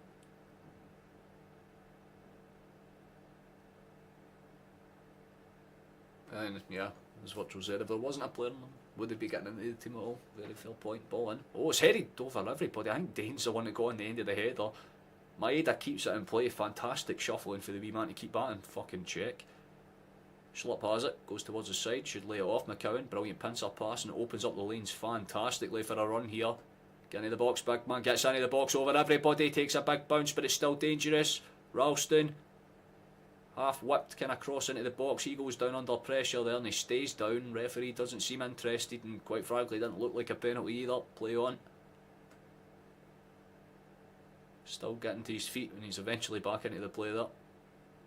Got Rio covering his space temporarily. Frank, if Young gets a hat trick, I'll swing my bra. Fantastic. We'll love to see that Roman one. I can see. No, Young's still young, lads. It's not as if he's like fucking, you know, older than Father Time himself. He's still in his early 20s. It's just his consistency. It's always the gripe that I've had with Young. I've never said he's a bad player. The boy just either is really inconsistent with his finishing, or he's very good. Like I said, when you compare it to the rest of the wingers, our wingers are fantastic. It's, you know, it's like saying who the worst midfielder is. You could make your pick and say that it's like, you know, that's my point. Like, you would have to say McCowan. It's not that McCowan's the worst fucking midfielder we have. It's just that our stronger areas have some fucking brilliant players. Like, the rest of them are 8s and 9s, maybe 10s, especially with Jota and all that stuff. Like, they're like 10 type of players. But, you know, Yang's like a solid 6.5, 7. Like, still very good for any other team that probably isn't Celtic. But I like him. He digs in where he has to, so he's earned my respect this game 100%. Aye, just a wee bit in his execution front. If he fixes that, it'd be fantastic, honestly. Good pass. Simple movement here. I like this. Got Raith trying to sit in with a 5 at the back, but we're just playing through them. That would have been lovely if Kun could keep his feet under control there. That was a really decent attempt. Raith have sent the ball flying forward.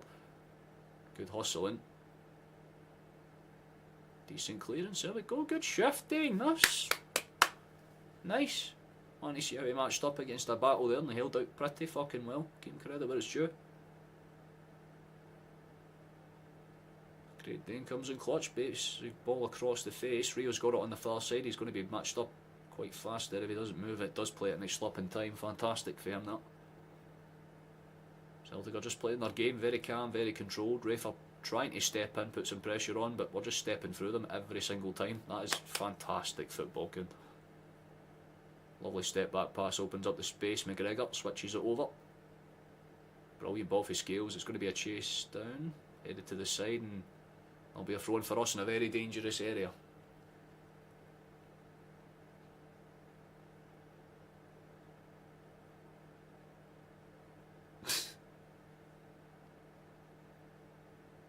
Looks like there's some changes in there. We go. It's going to be a triple change, actually. It's going to be Jota, Arn and Johnny that's going to be coming on. So Kenny makes way for Yang, which is a bit of a surprise because Yang's had a very good game. McGregor is off for Angels and Jota is on for Kun. So that's an interesting one, I'll be honest. Give Yang a round of applause. Big man's had a good game, and I like that. I really like that. For once, like, we hear like Yang's name getting shouted and immediately there's a big roar of applause for him.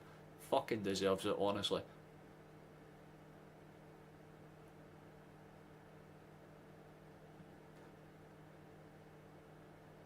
And we get to see our superstar for Portugal for a nice wee 25-minute stint before this game ends, just to get him up to fitness. I love how the boards around the side literally say Jota on the wing when he comes on, you can fucking tell.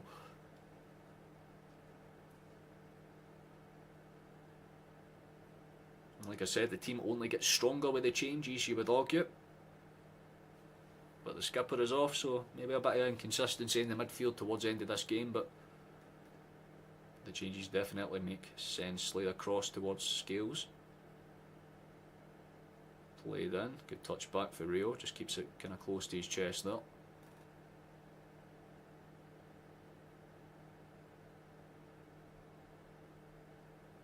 Good movement, plays it out in the open space. Has to find the overlap though. That is a lovely overlap. Brilliant overlap! Oh, that was a ball and a half for Rio. The header back in was damn respectable, and even Maeda's smile tells you that he maybe should have done a bit more with the initial touch, because the ball in was fucking terrific again. Maeda tries to head it lightly back across towards Kenny on the inside run. It's a little unlucky there, honestly.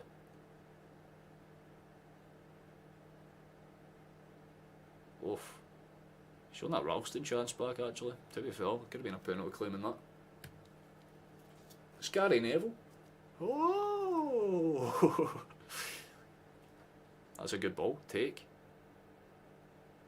How's your control? Lovely. Still controls it. Brilliant. Maeda gets the ball funneled out. That's good work between the two up front there. That's a takedown for Schlupp, and there should be a potential foul there, but Schlupp just stays firmly in the challenge, takes a bounce out, bounces through a bunch of people, and eventually ends up in the Celtic body. Fantastic. Things you love to see. Keep it moving, boys. Switch the cross. Good take and touch. There is a bit of pressure on here for Raith. They'll try and do their best to put it in behind, but no real consistent pressure there. Good for Schlupp. Run it, big man. Continues to run it. Brilliant ball into the box. Good. So cut across. Takes a big bounce. Maeda. And McCowan doing brilliant on the hold up there. McCowan does fucking brilliantly get out of the box. 24 cross. Unlucky with the bounce, and it's going to go behind for a goal kick. I like the approach. Play was decent.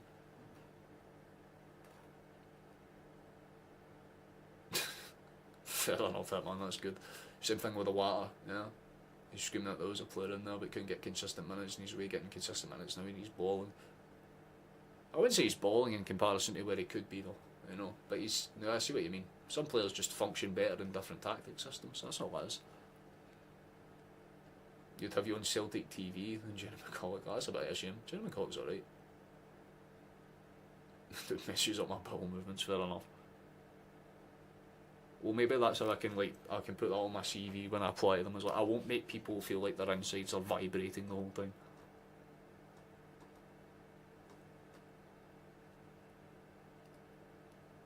Raith will have a half chance at the very least. I mean, I say half chance, it's more like a quarter chance, but they're actually taking it fast for once. Just to go backwards anyway. Fantastic work, there we go. I mean, we've kept it in play as well. Jota's maybe not picked the best pass out there, and Raith don't really do anything great with the return signal either. If I had a place for the middle against Bayern, we have no chance of even a hopeful draw. I mean, it depends. Bayern are very similar to us. They're very weird on set pieces, and you'd want to have a big man on the end of a set piece. You feel like either would be kind of, it would make sense, honestly. Guess we'll do a little bit of plug while we're playing around. Hi, hello. If you're new here, please consider subscribing. It's the best thing you can do to help out the channel. We're trying to slowly but surely make our way towards 2,000 by the end of the season to keep these kind of games running as a full-time thing anyway. You know, every game, otherwise they get cut down a bit. That's a good break actually. Hold on, I need to fucking stop talking because there's a potential chance for us to score a fifth here. Ball into the box. Surely. Oh, they just about deal with it. Raith managed to flick it up and away. It's still very dangerous, but Jota's touch isn't great, and hands in the face tells you all you need to know there. But yeah, anyway, please consider subscribing. Best thing you can do to help with the channel, that's all. You can also leave a like in the video. I don't know how we're doing for that, but anything more than 25 for this stream would do absolutely fantastic. I will lose my head, we'll be doing a bit, but we cannot replace him. He was simply too good. And to be fair, he is. He's a fucking baller. But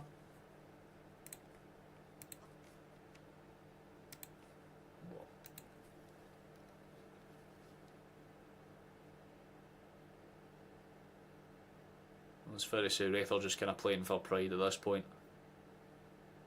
It would take probably the biggest capitulation of all time to see us lose this game for here, so it's more or less just about a case of getting people up to speed. So there might be one or two surprise changes, I suppose, towards the end of the game, but the ones that have started have done exactly what we needed them to do. Might have been a strange lineup for some, but definitely made sense.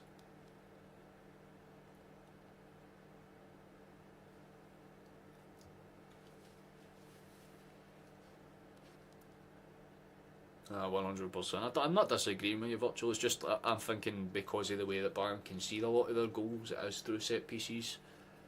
Plus, again, having Maeda on the bench, if that's the way that we decide to go with it, it means that we have someone that we can bring on the 60th minute that's that burst of energy that you could really fucking use at that point in time.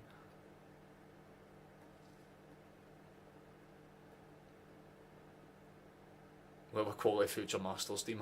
Genuinely we do, actually. Kasper, Carter, Maeda, Jota and O'Reilly. Jesus Christ, man. So if I have kids by that point, man, I'll just take them to that game and be like, this is where the good stuff was. I like that for Maeda. Try to backheel it to keep it in, but he couldn't execute it well enough. So we're about head for another night then. I'm not getting mine until after the stream is done. Oh, fucking what? There we go. This is what I'm talking about. Man is finally going to get some minutes, and he's going to have to probably... I mean, he's not going to be played out of position. I know that he'll bring on him for Schlupp, and then they'll push Scales out to the left, push him inside, but... fair enough. Good performance for Jeffrey as well. Decent out and gets himself up to speed. Nice to see. I think Rogers is just talking through some things there, but we've got some tactical switches up. Scales has got the captaincy.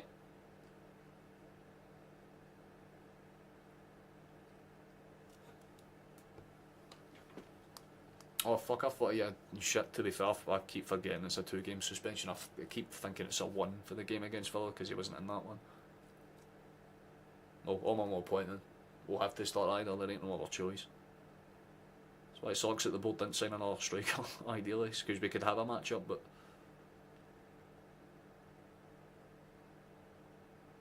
I don't know why Raith just kind of let themselves go there on. Could have chased that one in behind, put some pressure on them, it's popped up. Pressure's on again. Ralston does well just to kind of strengthen his man there. Wins the ball back. Good stuff. Don't know why he played so much inside. I think it was just what he was told to do. Maybe that's what Rogers was saying at the end of the game. Is like, maybe you just need to stay out into the byline a wee bit more just to open up space for us, and that's about it. Maybe he's just experimenting and tweaking with the ideas that Schlupp could be influential on. Because again, the guy can technically play across a lot of the pitch, so... It's good for McCowan, good pass inside, Ralston has it. Simple.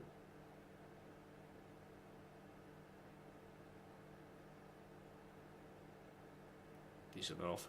But it does mean we'll have him fit for the away leg. That's the way I'd look at it. And we can play him for the start and he'd be like our ace in the hole.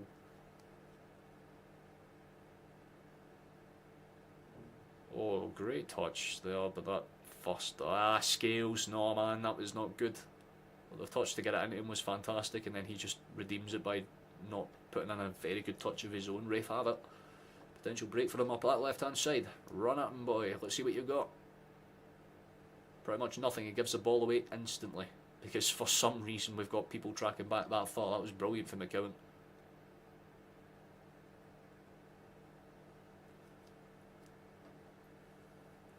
When Jota's up to speed, that's a ball.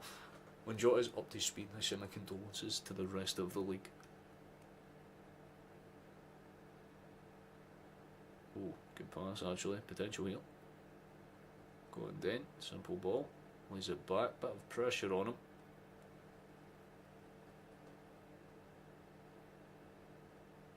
Either way, I'm right with the range of predictions.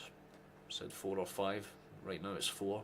If there's a 5, then fantastic. Still right. But there's a lot of time left in this game for Raith to maybe get something, just a wee salvage goal, or something for pride at the very least. It'd be nice for Stephen to get his 5-0 as well. I mean, the boy's already up a few £100 as it is, man. It would just be a wee kind of delightful cherry on top for him.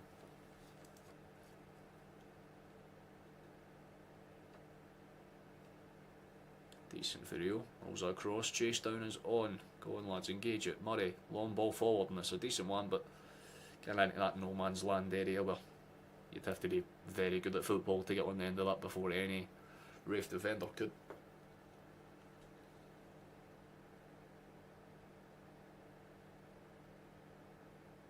Time's running out thin and fast for them to get something on the board. Like I said, that one chance that they had in the first half has been about the extent of it, but after that it's been pretty much one-way traffic.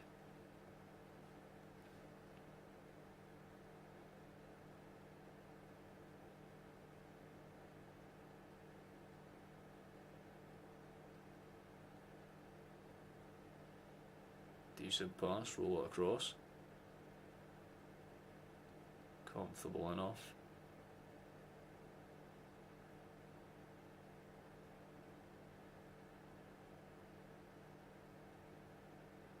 Simple, keeps it across the face of the box, we'll try and move forward with it. Fair enough, I suppose.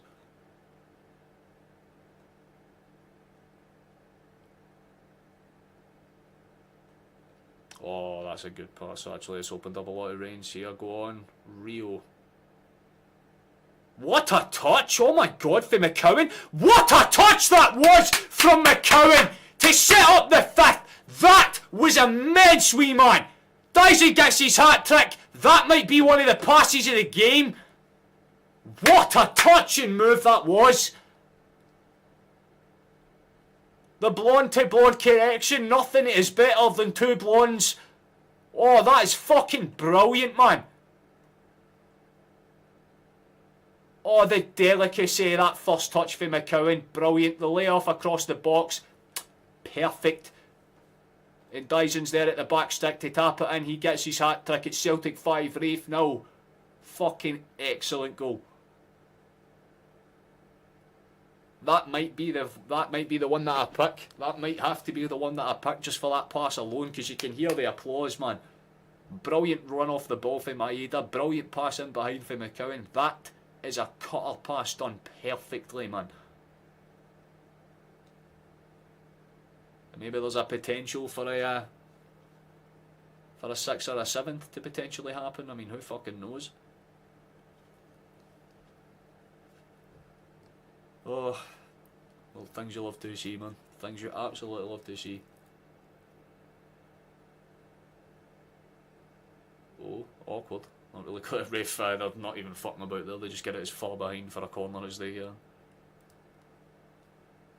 Oh Maeda, you are the love of my life, oh Maeda. He's so fucking good, man. We've got a bunch of people staying up short. McCowan and Giles are near the edge of the corner, so it could be a layoff and quick cross scenario. But we do have some big bodies in the box now. Bear in mind with the changes that we brought on. We've got Nowitzki as well as the two other centre backs, and Scales and Murray on the pitch still. So that's his 50th goal. Good for the big man. Things you love to see. That's a shit corner though. We still win the ball back somehow, so we can do something with it potentially still. Ball in, dangerous. Headed up and away. Raith clear it again. Corner kick.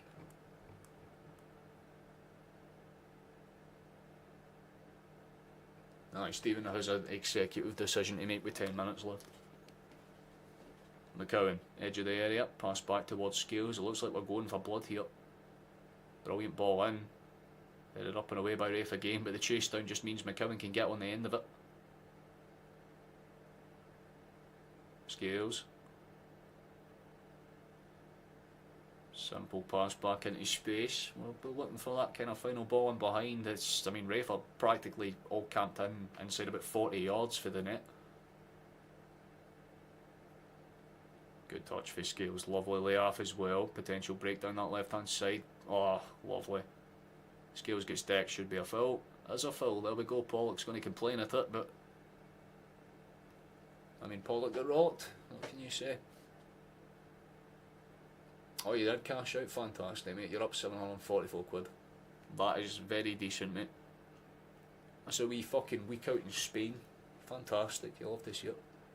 Made a new contract, whatever he wants. That's what you need to tell him. Time up for 10 years. He's already tied up until 2028, so I think we're vibing for a while yet.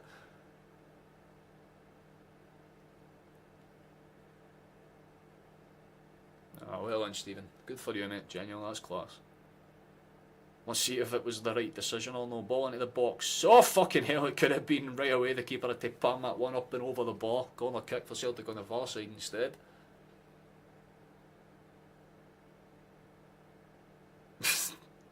Why are you all trying to take cuts? The fuck? To be fair, the amount of money that Stephen has wasted on bets in the last few weeks, he was due a big one, so that's the way I'm looking at it, man. It balances out all the shite that he's had to kind of play with over the last few weeks. McCowan. Another good cross in here would be nice.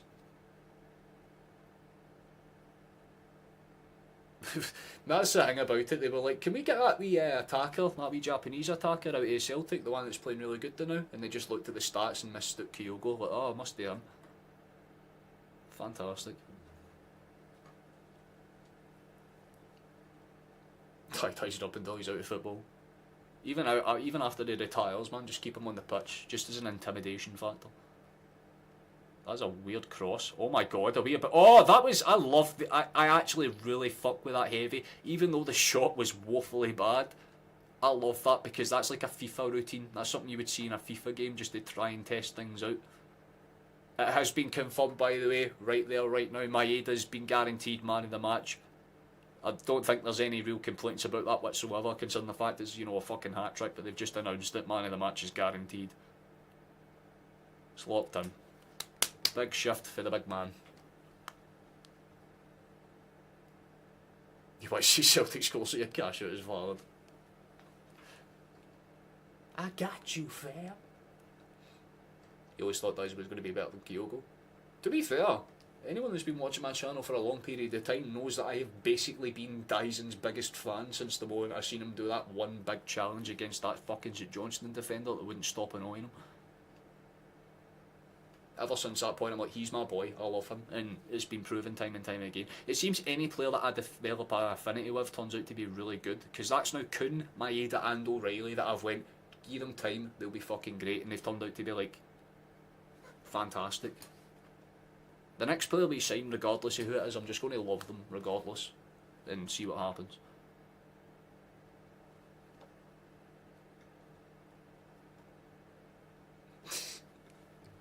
Just offer his family a contract to move to Scotland permanently. Like, you're Scottish now, is that right? Oh wait, Raith have a chance! Raith have a chance to score a goal! Way!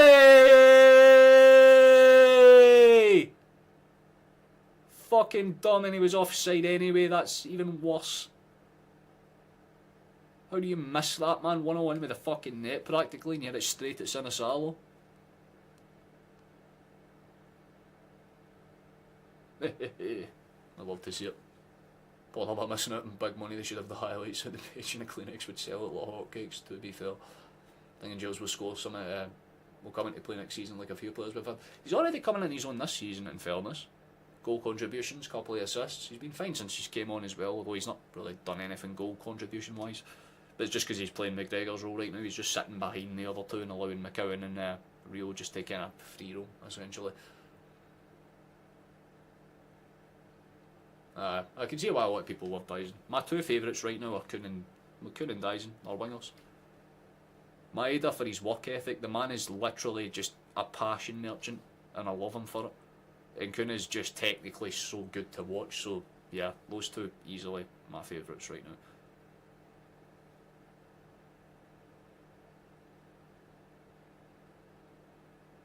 Sinisalo is his second slippers on. Exactly that, man. You could have practically walked down the tunnel. Like, you could walk up to the referee, punch him square in the nose, get red carded, and it would not affect the game whatsoever. Just for vibes, because he knows he's not going to get another game after this, because after this it's all going to be SPFL teams, so Schmeichel's going to be playing in every match after this. So he might as well just run up to the referee and be like, get a free one in for the boys. Well, that's for everything else this season, you dick, and then just run down the tunnel. Obviously, do not do that. That's obviously very stupid. If you ever play a football game and you do that to a referee, you deserve jail. But, you know, for vibes, maybe you should do it.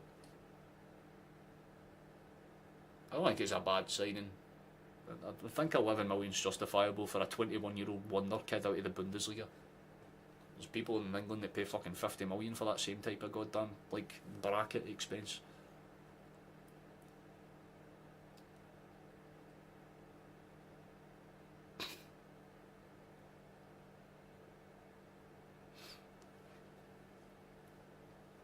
Rangers will leave Scotland as the most expensive transfer when the time comes.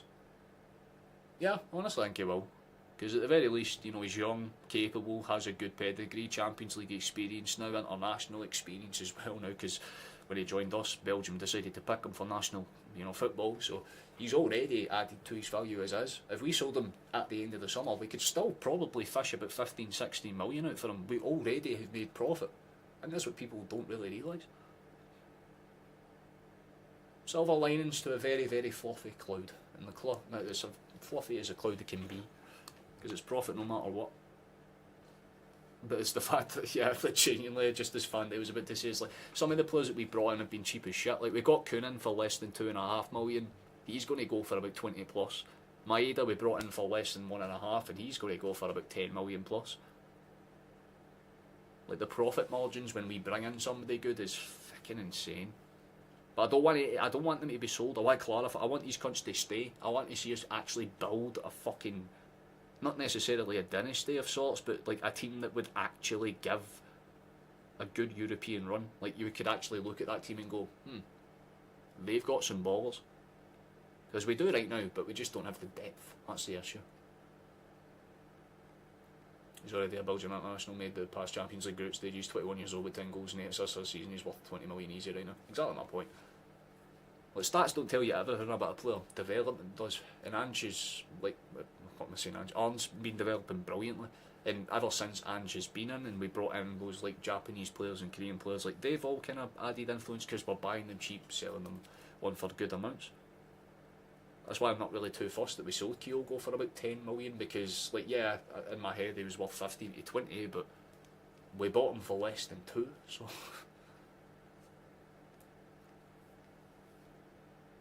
No, we need to really lock down Maeda. Like, it's just because he's not young anymore. You know, he's not like 20 fucking 1, 22. That's literally the only reason why he's not... I wouldn't put him up in the same brackets as O'Reilly in terms of value. But he's priceless in our hearts. That's the way I'd fucking see it, so don't put a price tag on him at all. That's a chance in for 6. Ball's popped up, headed away. What a touch, Arn. Oh my god.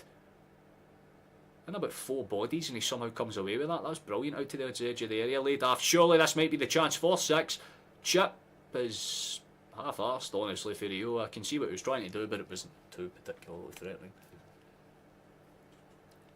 Kyogo's worth 12, possibly 12.5 at push. On the transfer market, he was listed for 14.5. That was his value, so I was surprised that we sold him for less than that.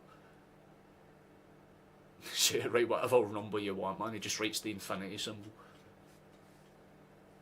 Celtic Football Club has now renamed himself to fucking Maeda FC. I think you should have left it to the end and be cashing out. You'd have 700 instead of the 333. Well, they ripped me off. It was, well, I was going to say, for that late in the game, they should have given you about 400 on a 700 stake. But you never know. There is still time. They've made a little change. Levi Moss is on for Raith. That's...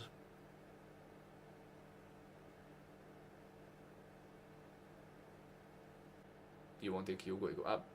I wouldn't say I was one that wanted him to go.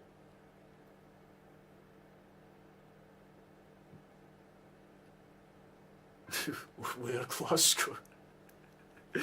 We're dies in Celtic. Oh, that would be a fucked up. Nah, man, I couldn't actually imagine having to change all the like chants and shit just to make that make sense. We do have a really good opportunity though. They've filled this about 30-ish yards out from the edge of the area. The Celtic stands are starting to clear a bit because traffic needs to be beat. But yeah, that is a mighty. The man of the match does not surprise me in the slightest. The man is as sexual as you could ask, honestly.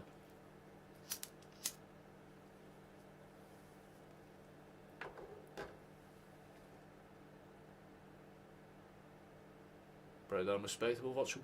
The best investment Celtic can make right now is paying Maeda 50k a load of and a load of like surrogates and produce and get 10 mini Maeda babies that we own the rights to. But generally, I just like I. Oh, that was a half chance actually. Ooh, opportunity went behind. There was nowhere too particularly threatening. So you know you have to look at it like that.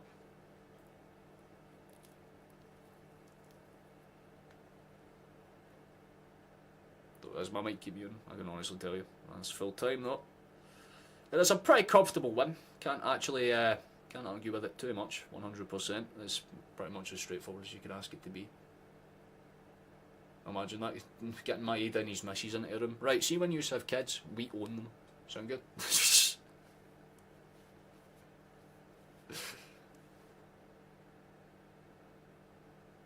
I love that. That'd be amazing. Yeah, but there you go, full time. We're due a loud yass anyway, so we're going to do that. We know the kind of casual drill. 10 outfield players with work rate. Fuck it, man. We just like make sure that we like genetically enhance one of them. Maybe like 6'3", and we got a goalkeeper as well. Imagine a fucking goalkeeper with Maeda's work ethic. It would be a sweeper keeper, man. It would be like your stopped keeper. That's it, full stop. Time to yell. We know the drill. Please lower your volume if you don't want to be insulted or anything like that, or you don't want to hear anything you don't want to. I'm wearing my comfy fucking bottoms, so you know you'll see my fancy ass slippers, I guess. Whoop. Oh wait, you don't even better. Fantastic. Well, here's a fucking glance at them, man. Fun. Right. For the victory. For the win. And for Maeda's glorious fucking blonde hair.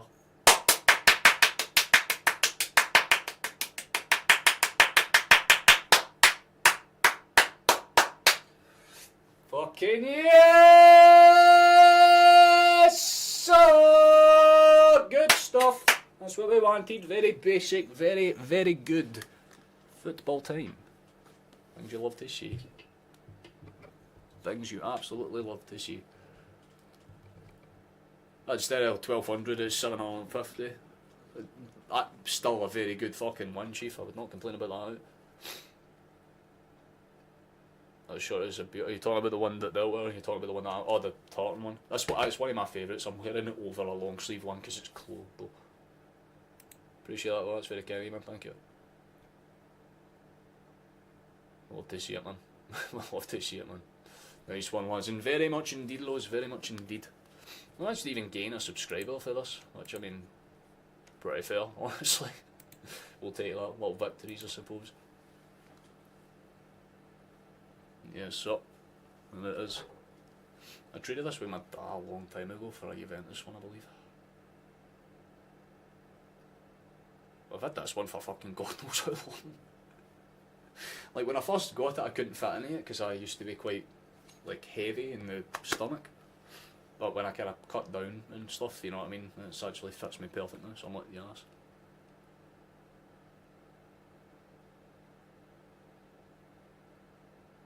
I know, I was going to say that, man. There's people that would literally throw hands and raid banks and like rob stores for that type of money, and they'd be like, that was a successful day's work. The way I look at it, Stephen, you've just successfully swindled 750 odd quid off of a goddamn gambling company. That's like the biggest form of evil you've won against. Congratulations. Like was so underrated when it came out, because they had some good ones, but they had a lot of flops. Like the black one, I remember the black away kit. The black away kit was fucking stunning.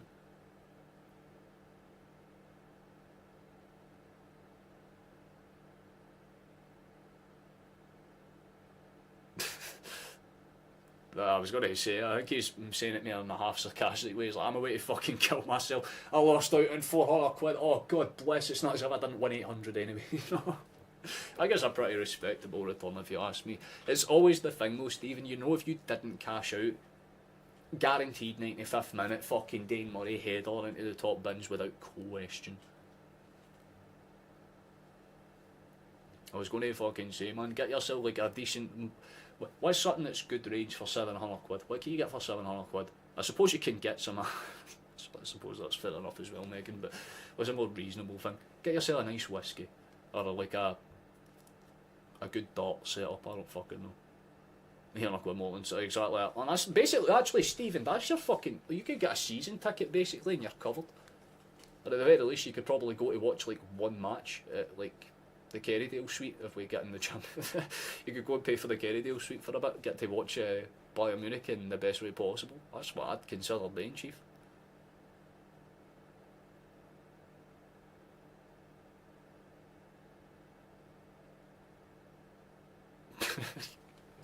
Get buying the bricks. Let's go.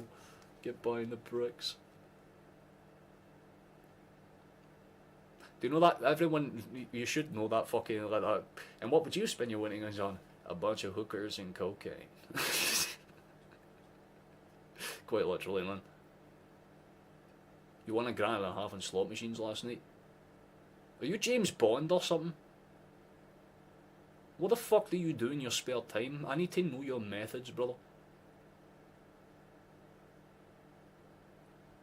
Jesus Christ. If that's the case, get yourself a nice wee tailored suit, fly out to Vegas and have yourself a hell of a time, man. Fuck's sake. I wish I had that confidence to put bets down, because I was right. This is the thing. I was right. I said 5-0. I was spot the fuck on. And I've been spot the fuck on a few times now. And it's irritating as hell. If I put bets on, I would actually, you know, I'd potentially be living that life too. God damn.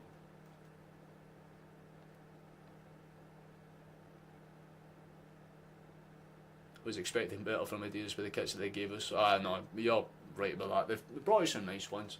Like I said, that, oh fuck it, I thought it was hanging up over there. I forgot to put it in the cupboard again. But the one that you see me usually wear, the original Adidas one, the long sleeve one, that one is fucking stunning. I'm not sure why they didn't just make that a football kit, because it would have hit so hard.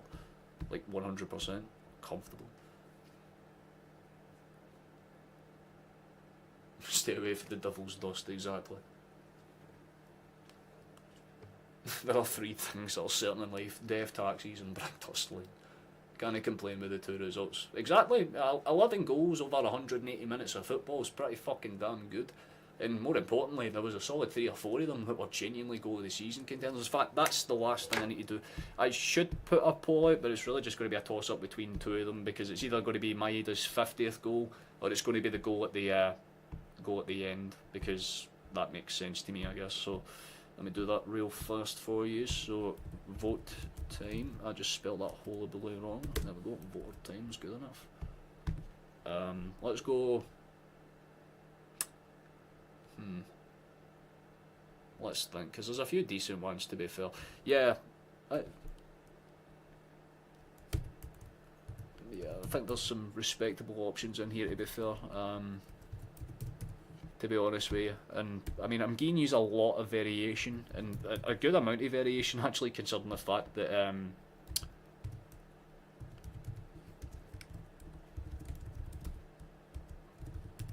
we go. I think that's pretty respectable. These are pretty good options.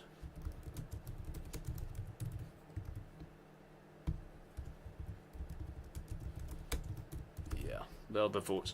Now these are very complicated. I'm sure that yous are going to have a tough time really kind of deciding which one you want here, to be quite frankly honest with you. But the choices are very vast, I have to be honest with you. I don't honestly know which way I would think about this. This might take some time. You just might need to actually gather in a community kind of setting and figure out what you're going to choose here, because there aren't many, you know. I crack a joke and I lose a subscriber. This is why I don't do humour. This is why I don't do humour. I fucking crack a joke and I lose a subscriber. Fantastic. Net profit of 0. We'll love to see it, but get your votes in. It's one of them anyway.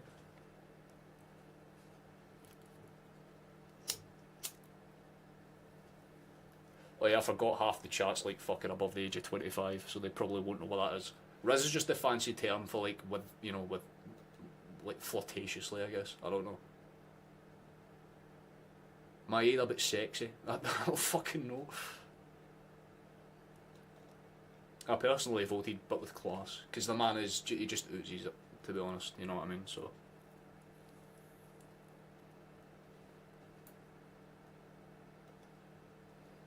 We'll just sign an extension with Adidas, didn't we not?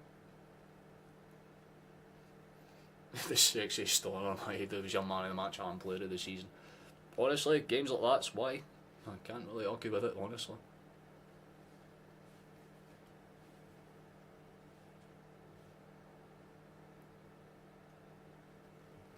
Good old Rizzle Dribble.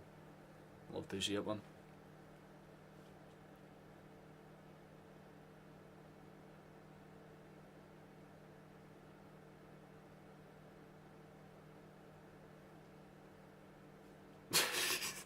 Fair enough, KO. Can't argue with it too much, Stu.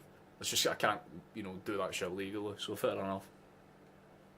I love all the years stops. It's one of those that we don't know what we got until it's gone. Like Cougar Society and Cast look at exactly that, man. Like we sit there and go, our kits ain't the greatest, and then you actually look at other kits and you're like, Yeah, in fairness. See, the only kit in the last few years that came close was the kind of white and gold kit that County had a few seasons ago, because that one just caught me so off guard. I'm like, that's actually really clean. That's about it. It's just a lot of players wear balaclavas.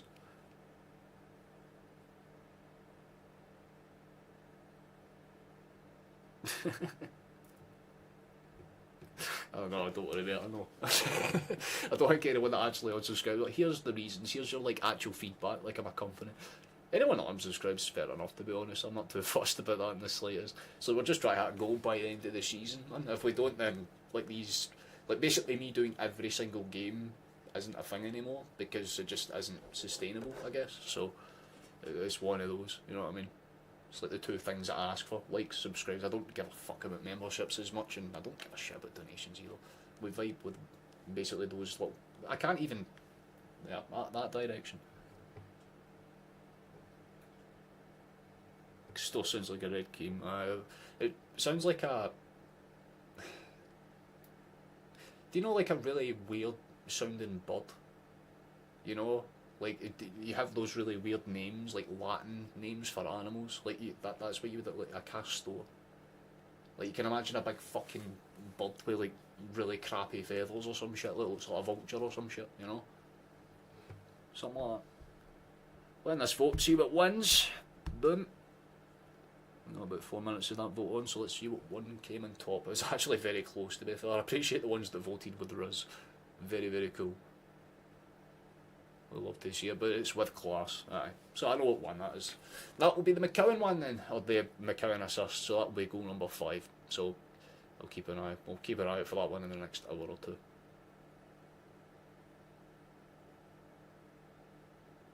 Almost to the next game. Fair enough. Honestly, that's what we need to do. And the next game is a pretty crunch one. I'll pull that one up there now. Just give me a second while I do that, because I don't want to risk any lag issues here, because that tends to be what causes it. There we go, fantastic. That will be the next game. So if you're about to depart, or if you're considering heading off, that's the next match that we've got, 12th of February, 15 minutes to 8 is when we'll kind of pop up. Try and throw in some random... I mean, it's not a bad idea, to be honest, but it's the case of, like, I don't have a lot of time as it is. You know what I mean? It's going to be one of those ones where it's like, what can I do? Because I was waiting for the new FM25 to come out. That was meant to come out at the end of this month, give or take, and that's been pushed back even further now.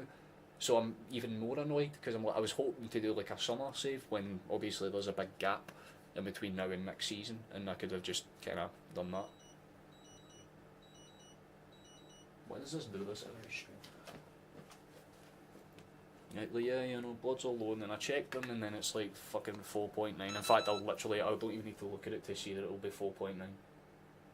Oh, never mind, it's done low battery. If I'm right, then I'm going to be very, very... Oh, would you fucking look at that? This is how well I know my body, by the way. Can you fucking stop being cringe with whatever this is?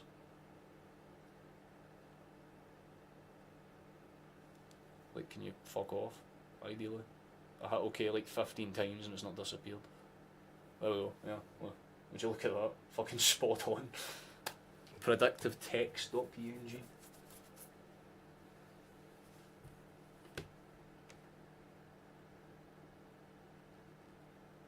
You went with your reaction, fair enough. Well, when you see the highlights of the goals, they'll be pretty good lows, I'll be honest with you.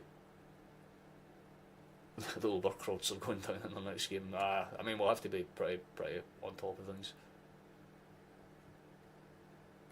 You got about 60,000 Celtic fans. I mean, that's a good way to think about it, honestly. Like, you miss out on a lot of people in that sense, but again, like, I'm not expecting to blow up or anything.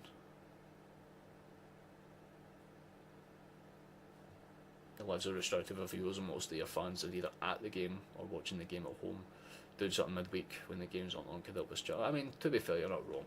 I do need to figure something out. It's just working within my means. There's not too much I can think of off the top of my head that would work.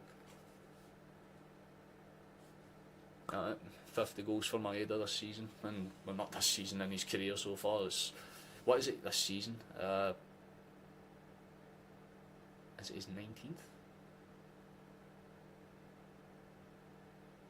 Not too sure, actually. Like, I'm thinking off the top of my head, he's scored a good amount now.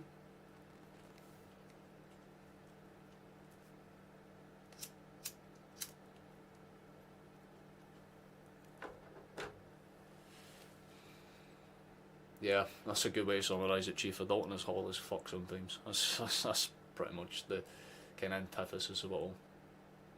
But, yeah. He's on 20 this season. Shit, I thought he was on 19. I thought he started on... Oh, but yeah, to be fair, actually, yeah. With a hat trick, that would have been 20 if you include the... Oh, yeah, wait, the one in the Champions League as well. Okay, yeah, no, it is 20. I had to think off the top of my head. I think in the league it's 16, right? But overall, 20. Good for him, man. Honestly, he deserves it. Genuinely making that case for player of the season every single match day, 100%. We'll get ready to kind of wrap this up relatively soon because we're getting to that time. And I mean, I still need to wait for this to render and everything, and I have to go and obviously fucking make the shot. But that will be the last one for me. Even if it's 1 hour on a Monday Night Live that you and Flash will just go over the Scottish matches from the weekend, or a rematch live on a Thursday, Friday, just to talk about your opponents. I mean, yeah, that wouldn't actually be a bad idea, honestly. I appreciate that, Stephen. That's very kind of you, bro.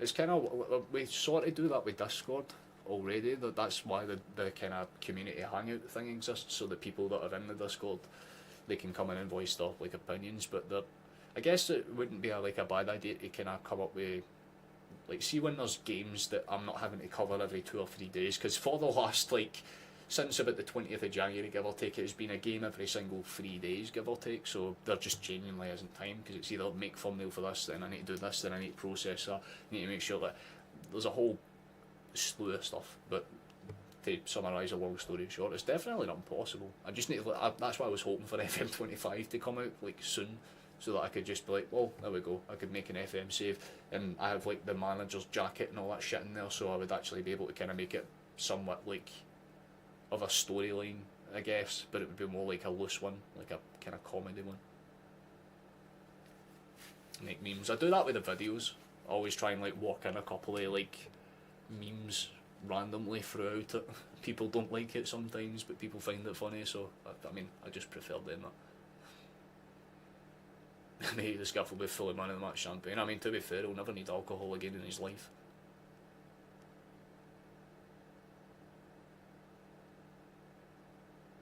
Likewise with you, Flash, you take it easy. We'll be wrapping up here in the next 2.5, 3 minutes, give or take. Once that is like 1940 or 22, I should say, that's when I'll kind of get everything over and encumbered and ready to wrap up, so to speak. But I do appreciate that, man. Thank you for joining us. But yeah, definitely a couple of things that I can work on for sure. But it's one of those, I'm just a bit of a lazy bastard sometimes. I'm not even going to sugarcoat it. I'm a pretty lazy cunt at the best of times, man. So it's one of those, but that's what I'm saying. You've got a good brain on you. I cannot actually fault it in the slightest. There's definitely some ideas that I have floating around my head. I've talked to you about a couple of them before, and me and Flash have had a couple of ideas here and there, so that's very much appreciated. Not a problem at all, Loz. You take it easy, mate. He'll hail to you as well. This is my haters world and we're all just living in it. Fucking too right, man. Always the victory, yeah. Well, hopefully the next game is another instance of us winning 5-0. It'd be fantastic if we could do that against Bayern. To be fair, the last 2 games at Celtic Park, 11 goals in 2 matches. Maybe we can extend it and get like 17 and 3. It'd be fantastic, but it ain't going to happen. You take it easy, Robert. You enjoy yourself, fella. You enjoy yourself. I need to pull up the right one. It's there. Fabulous. Make sure we go. It's just don't stop. It's the only thing that keeps me in the fucking algorithm right now. Like, the shorts do okay. They don't do fantastic, but they do okay. A couple of hundred. Videos work on the same type of premise, but the lives do well. People really like to come and, like, onto the VODs and watch the reactions and stuff. They always get, like, minimum about 700 views and up, give or take, so. Looks like Hugo's holding my head back. Maybe so. Oh my god, I'm getting hiccups at the worst fucking time here. Oh, likewise for you. You take it easy, man. You take it easy. Likewise with you, Romeo. It's time, music time, because we're going to get ready to wrap this up now. So, below, so that should sort that out. As I said, I'll try my best to at least make an appearance in the Discord. I need to go eat food first because my blood's all kind of dipping a wee bit, so I need to kind of keep on top of that. But I'll be in there probably once, at least after the short's edited. Anyone that speaks to me outside this, I mean, I'll kind of pop into the Discord as well, so I'll have my phone on me, and all that good jazz, so we can do as necessary. But it's been a pleasure to have you in, Megan. Nice to have you for a whole stream. We do appreciate you coming in as well. Thank you to every single one of you. And it's time to do said outro when they can go drop. I need to wait for the shitty long beat drop. I do this every time where I speak too fast. I'm like, okay, give it a second, give it a second. There we go. And speak time. Thank you for watching, thank you for coming along, thank you for taking the time to join us. If you've been here for just a little bit, the stream of the whole damn thing, fantastic, you're very much appreciated. Either way, if you're subscribed, even better. And if you've liked the stream, fantastic. If you're watching this as a VOD, thank you for taking the time to pop in and say hello, we do appreciate that as well, helps the channel out just as much. Keep an eye out for the short, that will be up about an hour after this VOD is up on the channel in process, so give or take from now, I would say about 9 at the latest, you should see that shot up and ready to go, and we can take the just kind of go for there. But my header masterclass, things you love to see. Hat trick for him, popped off 5-0 against Raith, and like I said, next time we're live, for those that are just kind of curious, one last little glance at it there. We're up against Bayern, 12th of February, we're live about 15 minutes before the game is, you kind of know the drill. So yeah, that's basically everything. So thank you for watching, thank you for taking the time to come along, we do appreciate you. I'm off to get some scran and enjoy myself. You just take it easy. Speak soon to you as well. Enjoy everyone, you take it easy out, man. Fantastic, we love to see you. You enjoy yourselves. Ancient Greek deity, fair enough. I identify as vibes. I just identify as a happy little dude. Let's go, catch you after. Celtic are still the best goddamn team in the world. See you in the next stream. Bye.